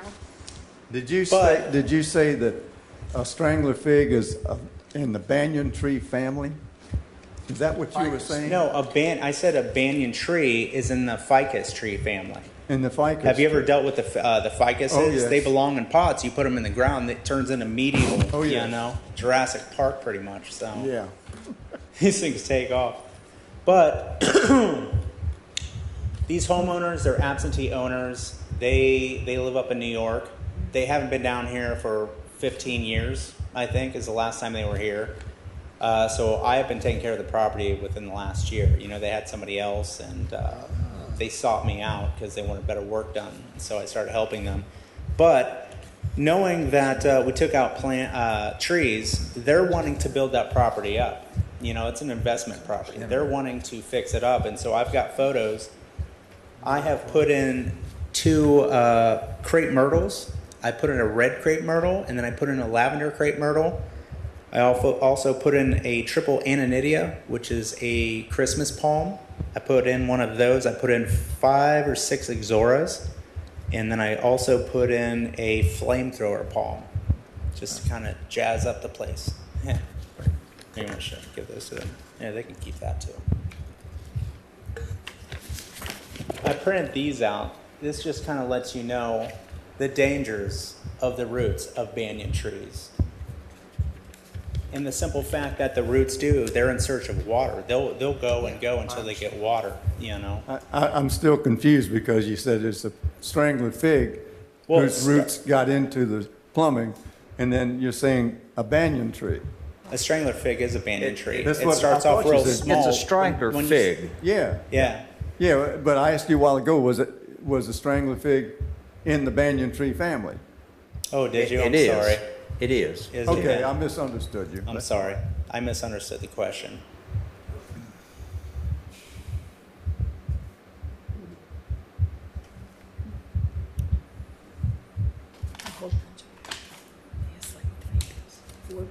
But even with them up there, we plan on installing many more different types of trees, plants and trees.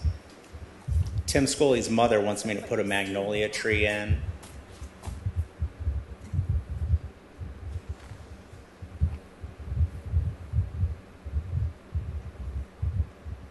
You got B.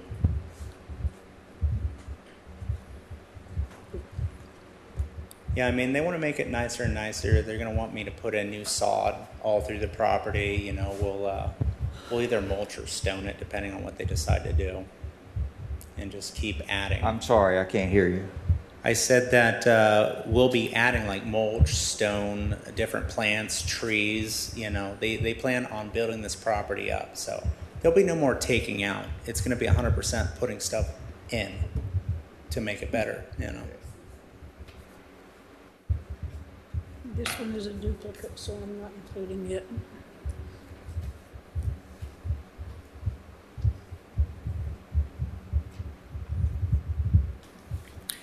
Say again, what was your total invoice for the trees and work that you have done here? In Cape Canaveral? Yeah, no, for this job. This job, I can't be honest in saying. You know, I know that it was around 1,000. You know, it didn't. I don't know. I really don't.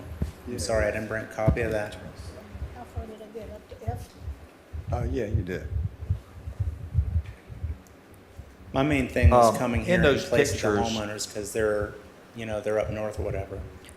In those pictures, I didn't do a count, but how many trees are planted that you have replaced there? 2 crepe myrtles, 1 red, 1 lavender, a triple ananidia or Christmas palm, a flamethrower palm, and 6 ixoras, or 5. But that's, the issue that we're here to deal with basically involves the $500 fine, correct? I believe so. You've educated us all beautifully. Especially that scary picture of that Yeah. those roots. It is. I mean, it's bad. It's enough to make you go home and dig out a mattock Did and I start give you those having at it. papers?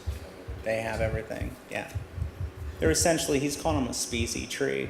You know, a magnolia and trees like that, that's a species tree. That You're don't looking cause for problems. You know. specimen trees as Yes, or a replacements. specimen tree. Yeah, yeah. And crepe myrtles absolutely are. Everything that we plan on putting in later down the road is something that will make the environment better and will only help their yard, you know. That duplex has a huge yard, Mm-hmm. very close to the front of the lot. Mr. Palmer, you look like you're itching to say something. Yes, ma'am. Just real quick, I review all tree permits and approve all of them short of, we know, specimen trees. And I think there's a misconception here. The young gentleman here has stated a couple times that it's a free permit. We don't. Wait, I'm not hearing you. The gentleman has stated a couple times that it's a free permit. Yeah. We do not know that it would be a free permit until our arborist goes out and conducts his inspection of the tree prior to it cutting down. Now, if there is an invasive species that is wrapped around the tree and the arborist determines that that is hazardous to the tree and requests it being removed, it becomes a free permit. However, there are still mitigation requirements. I know that he has stated that he's put a bunch of stuff in which would have met the mitigation requirements. However, if the arborist report was saying that Officer Robinson attested to, that one of them was still healthy.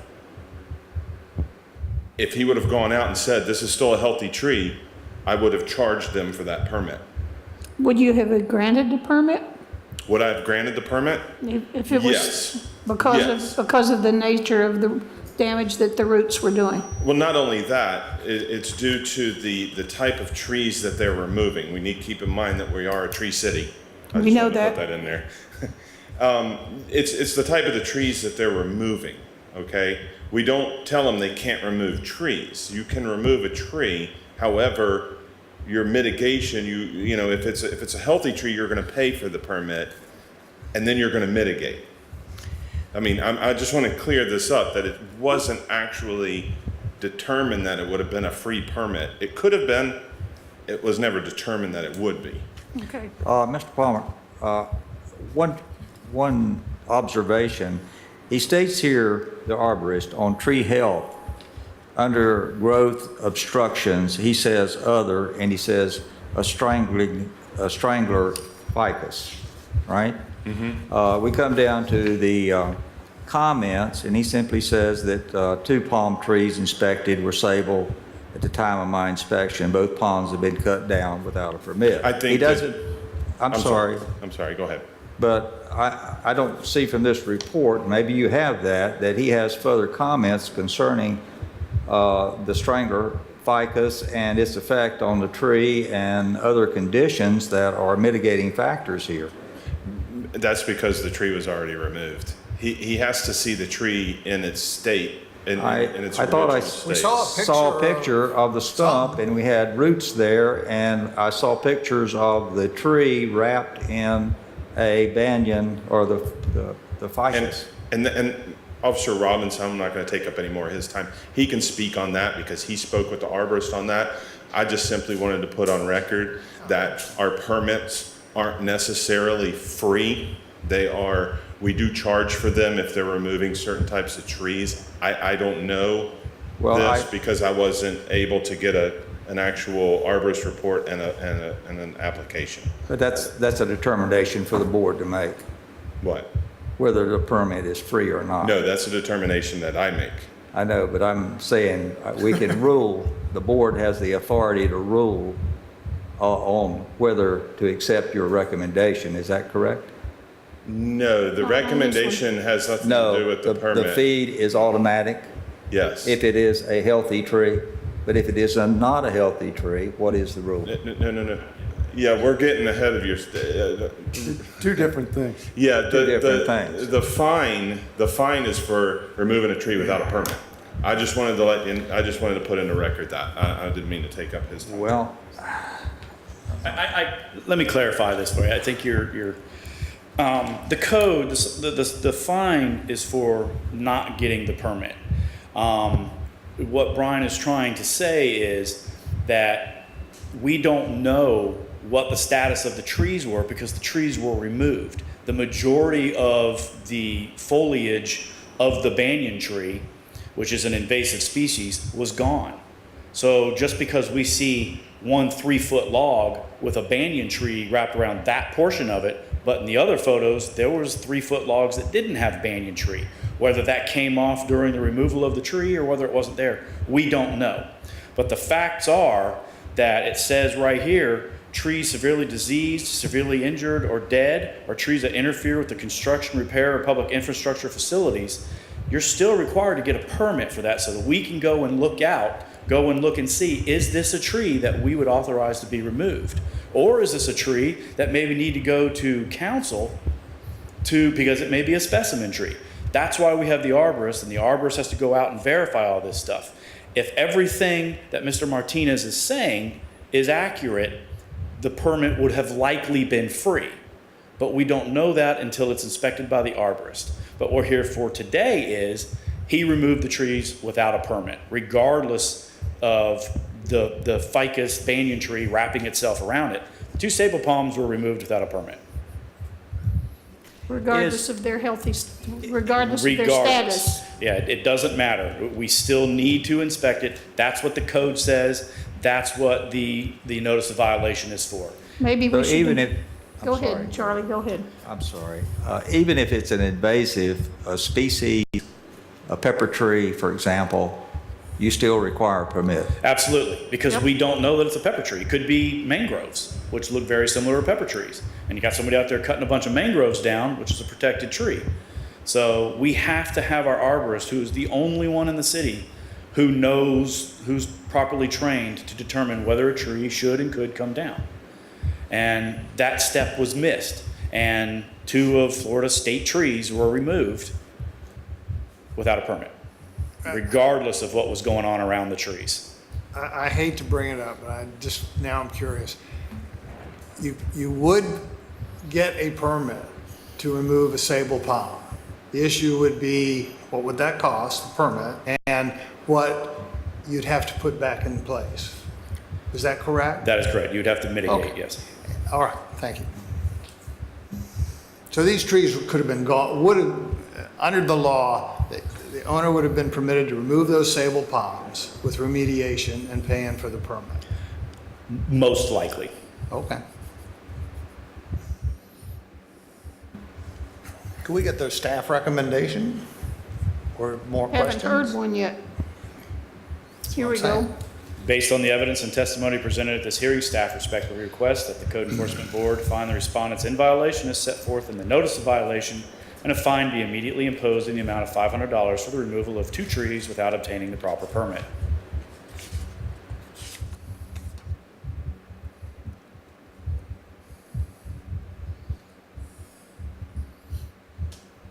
Can I ask one quick question? You sure can.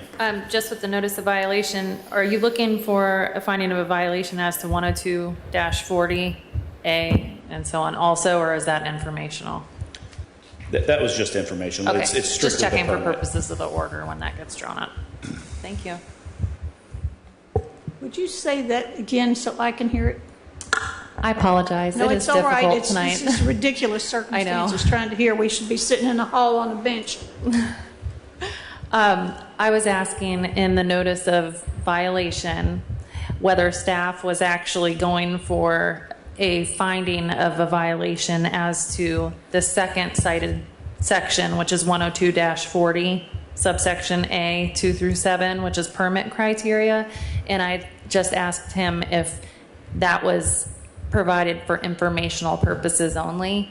And he said, yes, it was. So you all will be just looking as far as finding a violation of section 102-39 in those subsections. And if I read everything that was handed to us correctly, the fine rides with the property owner, not the technician. That is correct. And You know, I I can have to just- and I can understand your point. I have to just say this. I think in this situation, but for the permit, and I'm aware in some areas of the state, a banyan, a ficus tree is an invasive tree, and no permit is required. Our city apparently requires a permit for invasive plants. But in this situation, he's replaced the trees with approved trees, and not just 2, but he's done multiple trees, and I think that shows good faith in satisfying the requirements that we would normally expect, and it seems to me an abuse of authority, and I'll just say it, to impose this type of fine. And that's all I'm going to say about it. Thank you for sharing. Here, here. Thank you for sharing with us, Charlie. Okay, we have a staff recommendation. Do we have that in the form of a motion? We don't have any choice, do we? I don't think so. We certainly have discretion as to the amount of the fine. No, we don't. It's set. It's the same thing as, I'm hands are tied. this is it, take it or leave it. And I know you'd like to leave it, but right now you're going to have to take it. Well, I seem to recall prior tree cases where we have not imposed a $250 fine per tree. You're talking about the property on North Atlantic that got cleared, mowed, and someone claimed they didn't mow down any No, trees? this is where they said they knocked a few trees down to go into the property to further inspect or something. You know, it's vacant property, I know where you're talking. but whatever. Well, then I would like to make a motion. I would move to reject staff's recommendation and let them go without day. Charlie, you're not going to second that? I'm going to second it. I thought so. Madam Attorney? I'll let you address it at this point. Yes. I'll just note what the code says. I mean, as far as the permit section, it does say that yes, a permit is required. No person shall engage in tree removal or engage in land clearing within the city without obtaining a land clearing permit required by this division issued by the building official. As far as the penalties for doing so, within section 102-38, subsection B, as in Bravo, it has penalties. And it says, in addition to all other remedies set forth in this division, one or more of the following civil fines shall apply to violations of this division. Number 1, failure to obtain a permit required by section 102-39, which is the permit section we're dealing with. Fine of $250 per tree or $500 per specimen tree removed, plus $500 per quarter acre of understory, and we're not dealing with that. But as to the trees, that's what it says. I would make one comment. Insofar as the fines imposed by the city in the reduction of fines or in the review of fines, this board has the discretionary authority to review the fines and make that determination. And I don't have that particular ordinance before me to review it, but we have made that decision before when it comes to fines. So the motion stands, I believe. It has not been voted upon. Not yet. We're still discussing it. We're still Yeah. just debating it, but. I'm not sure what ordinance you're discussing as far as the discretion with fines offhand. But I'm saying I still feel it's a valid motion.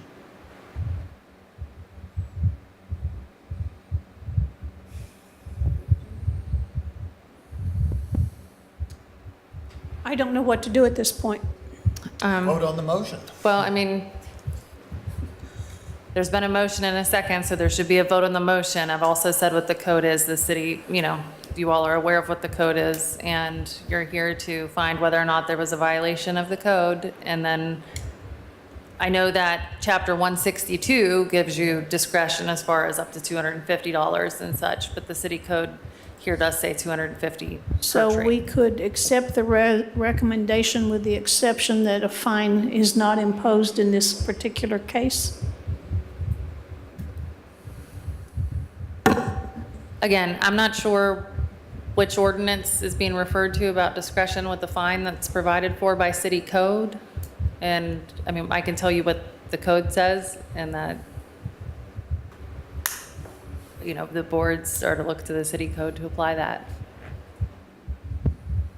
Hypothetically, if we made if we move to find this gentleman, could he appeal to the city council?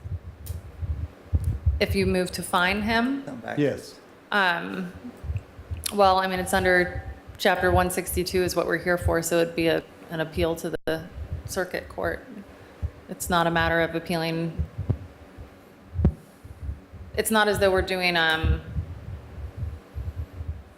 I was going to say a lien reduction, but now the board actually has that authority, not the recommendation that it used to. I have to point out that based on what council said earlier, it sounds to me as though an appeal to whatever the next higher authority would not be involved as to the amount. That the statute says, or whatever it is, it's $250. And that's why my motion was to decline the recommendation of staff, just to sidestep the issue. That makes no effect on the issue, it's just declining the recommendation. That's correct. No fine will be imposed, and go on, next case. I like the way you're thinking. I personally think that the tree situation has to be readdressed again. The city has to correct it a little more, I think. Initially, it was just out of control. It was terrible. And they revised it, and I think they need to readdress it again. If a plumber had been called out to address the situation that they found in that yard, would we then still have had to have the permit from the tree? Absolutely. Sure. $500 is a whole lot cheaper than $7,400 worth of plumbing. I just don't, as Charles has said, I just don't think a fine's appropriate under these circumstances, particularly with all the work they did after their mistake. Ladies? I agree with all that. I think it just feels wrong. I think, is this regulation just pertain to Cape Canaveral, or is it a county? I'm sure there are other cities that have it, but we seem to have the biggest issues with it. I'm sure other cities have similar provisions in their code, but that's what the Cape Canaveral code provides for, is the Well, as Charles $250 per tree pointed fine. out, other cities do not require a permit for an invasive species. So I mean, what if you bought a huge tree for a gift for your spouse, and you had it planted, and the next morning they said, I don't really like that. Do they have to get a permit to have it removed to put a different one in? I mean, No, they don't. it just seems like the rule should be a good one, but it's kind of a little bit ominous. I kept looking at that, the notation on the notation that Mr. Davis, had written on the... Tim Davis. Tim Davis, he had written on there tree health, and at the very last thing, growth obstructions, and the last one says other, check, strangler ficus. That should be either printed in red, moved to the head of the list, or is a mitigating cause. Any one of several phrases that could discover the damage that the strangler ficus was doing, not to the tree so much as to the house. It wasn't strangling the tree as much as it was strangling the house. I'm going to go back to something Chris said, which it now sounds more profound. We can reject the recommendation of staff. We do not have to accept that, and I don't know that we have to give a reason for that. True. It failed to pass. For any number of reasons. So your motion is to reject the staff's recommendation. correct. And Charlie second. Charlie seconded it. I accept too. Any further discussion? Can you put the staff recommendation back up on the screen, please? Sorry.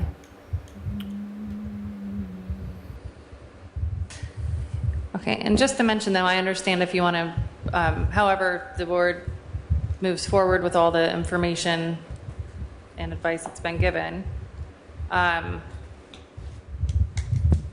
you'll still have to then move forward to find it in violation or Why is that? not. I disagree. Okay. It's just my opinion, but we're rejecting the recommendation, move on, next case. Right. But you have to, We don't you have to have make to some do- kind of decision. No, we don't. We don't. We made a decision. We make a decision to reject it. That's it. We accept the evidence and we accept the testimony, but we reject the punishment portion of the, I'm not saying you can't reject the punishment portion, but there should be a finding of violation or not in violation eventually, whether it's the next motion.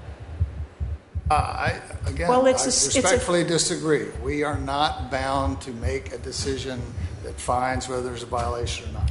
We're not bound by that. What we're doing is rejecting the violation, rejecting the staff recommendation, period. Let's not complicate it. Let's not move beyond what we have to do to achieve what we believe, at least I believe, would be a just result under these circumstances in this case. how about we reword it to say, based on the evidence and testimony presented in this hearing, staff respectfully requests that the Code Enforcement Board find the respondent in violation as set forth in the violation, but in this particular instance, the fine be eliminated. We've been told we can't do that. I disagree, but we've been told we cannot. What we can do, well, I thought that's what you were saying, that we can't change the amount of the fine.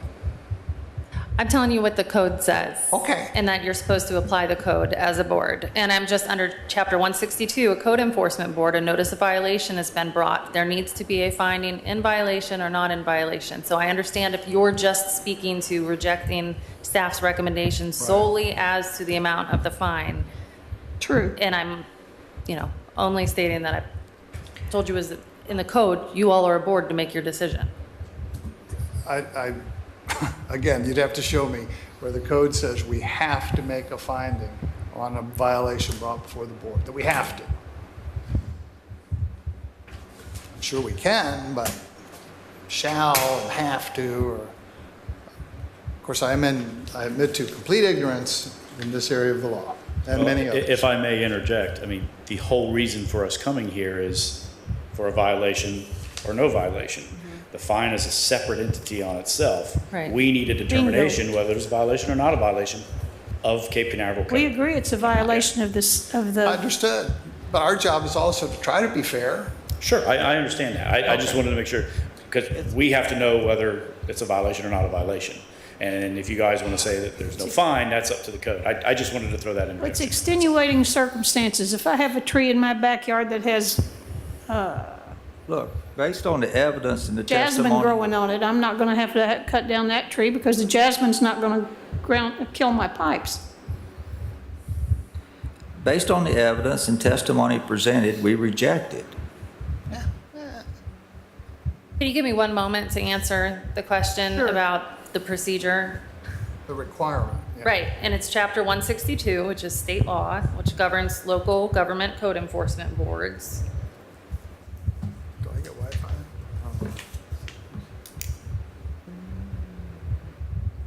And 162.07, the conduct of the hearing, and subsection 3, and this is after, a hearing's been requested, here we are. An enforcement board shall proceed to hear the cases on the agenda for that day. All testimony shall be under oath and shall be recorded. Take testimony from the code inspector and the alleged violator. Subsection 4. At the conclusion of the hearing, the enforcement board shall issue foundings of fact based upon evidence of record and conclusions of law, and shall issue an order affording the proper relief consistent with the powers granted herein. But you have to make a findings of fact of whether it's in violation or not. You're being presented with a notice of violation. The relief found appropriate under this motion is we reject the recommendation. We are not hamstrung here. We are not just rubber stamping something here. This is a situation, we received testimony that does not support, in my opinion, the recommendation. That's all. But it doesn't, I don't think it supports the imposition of the fine. I truly agree that yes, two trees were cut down, and we saw the evidence of their being cut down, and yes, that violates our code regarding removal of trees. But I don't see that we have to impose a fine. being told And I otherwise. didn't, and I can't. I'm telling you what the code is. I'm not a member of the board. Right. I explain, my job here at the end of the dais is That just last, to explain the the last law. two sentences you read them again. I call a vote. We have to vote on that, sir. Pardon? All right, the vote has been called. We have to vote yes to call the question or to continue debate. Call the question, please. Mary? Ms. Russell? I'm trying to decide whether I'm supposed to say yes or no. I want to keep talking about it, so which is that, a yes or a no? I vote to continue the discussion. Get everybody else. Mr. Cloney? I vote to end discussion. But what are you voting on? Oh, sorry. And vote on Go the on. motion. Yep, go on, please. I vote to end the Hale? discussion. It's up to me? Continue discussion. Continue discussion. Continued Hartley? discussion. Mr. Hartley said, stop debating. Okay. So Ms. Collins? the discussion continues. They all voted to continue it. Okay. Okay, so we can't call the question if the majority votes to continue the discussion, which is we all learned last week in our little workshop. Yeah. Okay, now, I ask you to read me two sentences. Would you do that?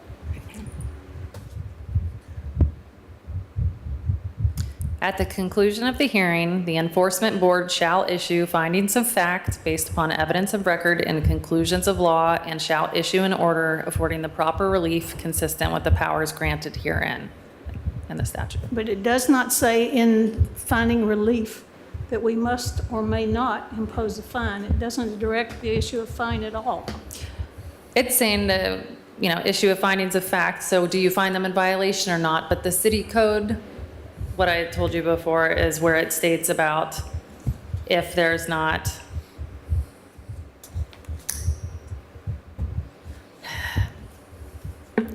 that the penalty for that would be $250 per tree.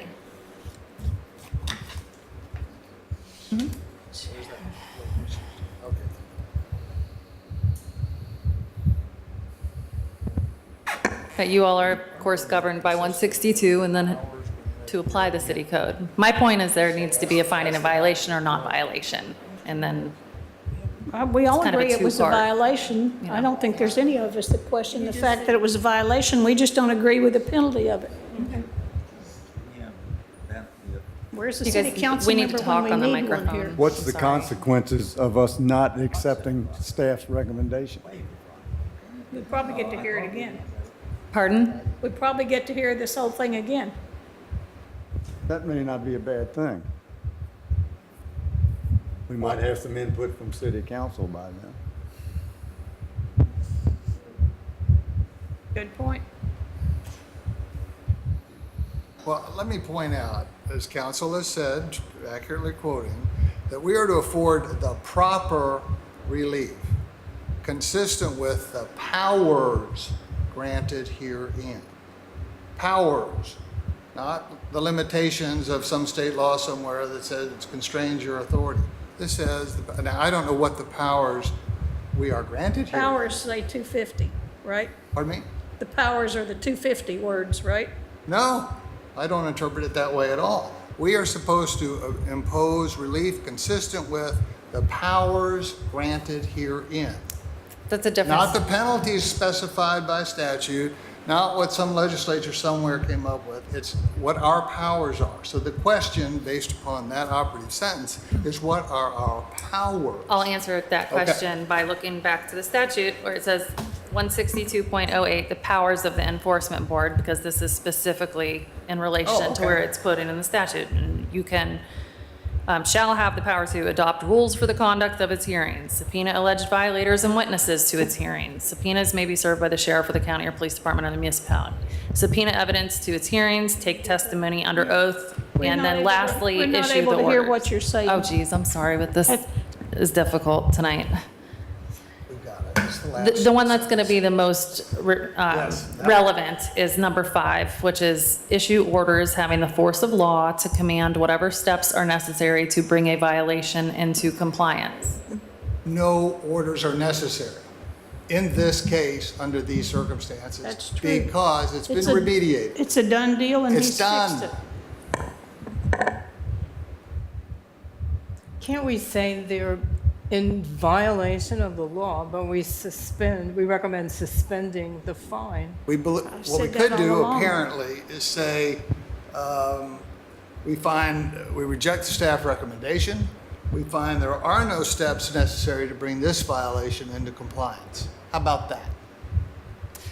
It's just not necessary. It's already been done, Right. and except for the fine portion, because he already has remediated the trees, correct? Right.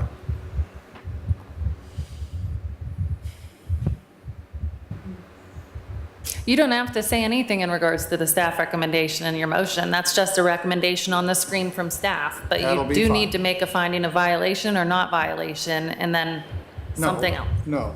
What we have to do is what it said. We have the power to command whatever steps are necessary to bring a violation into compliance. I would change my motion. I move that we find there are no steps necessary to correct this violation. Period. Done. Mr. Hartley, do you accept that I do. renovation? I accept that motion as amended. Second. Okay. Yeah. Now are we ready to call the question? Would you read us what your final motion is? If I can see that again. I move that we find, that we find there are no steps necessary to bring a violation into compliance in this case under these circumstances. Sounds good. And you second that, Mr. Hartley? I second. Now can we call the question? Everybody ready to vote? Hands up if you want to vote now. No more conversation. Call the roll. Ms. Russell? 4. Mr. Clooney? 4. Mr. Hale? 4. Mr. Hartley? 4. Ms. Collins? 4. Ms. Stone? 4. We are trying to avoid fining you. That's what this is about. We're working hard for you. Thank you. Thank you. But get a Thank you for permit your next time. patience. This is Oh, my government in the raw. We kept those other pictures as evidence, but there was one that's a duplicate, and I want to give that back to No you. way to see, and we can't hear it. Thank you, we tried. Perfect. Motion to adjourn? Oh, yes, we need to adjourn.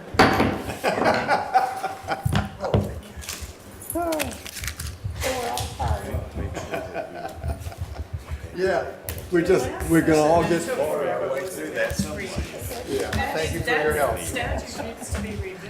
Yep. That's right, that's what I was saying. When they initially came out with it, it was a monstrosity. It was a horror, it was terrible. Me personally. No, it really isn't. They need to revive it again. They need to give us more latitude.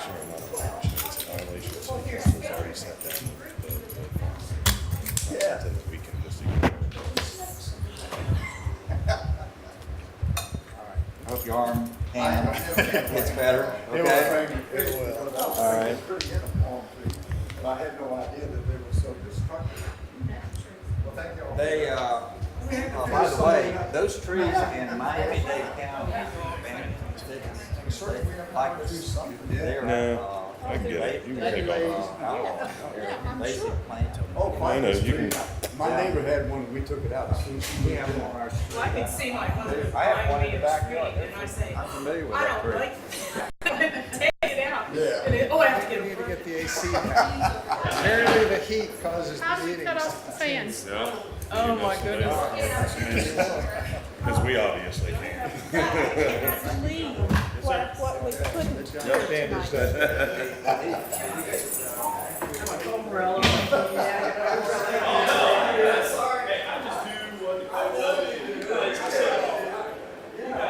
It needs to be revived.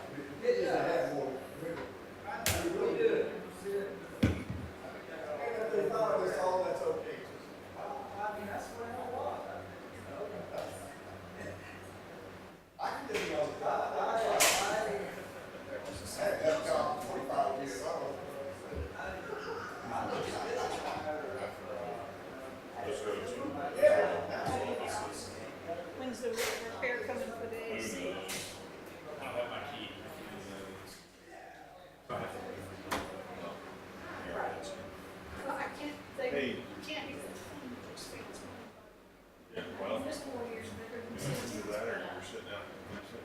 us sweating to death.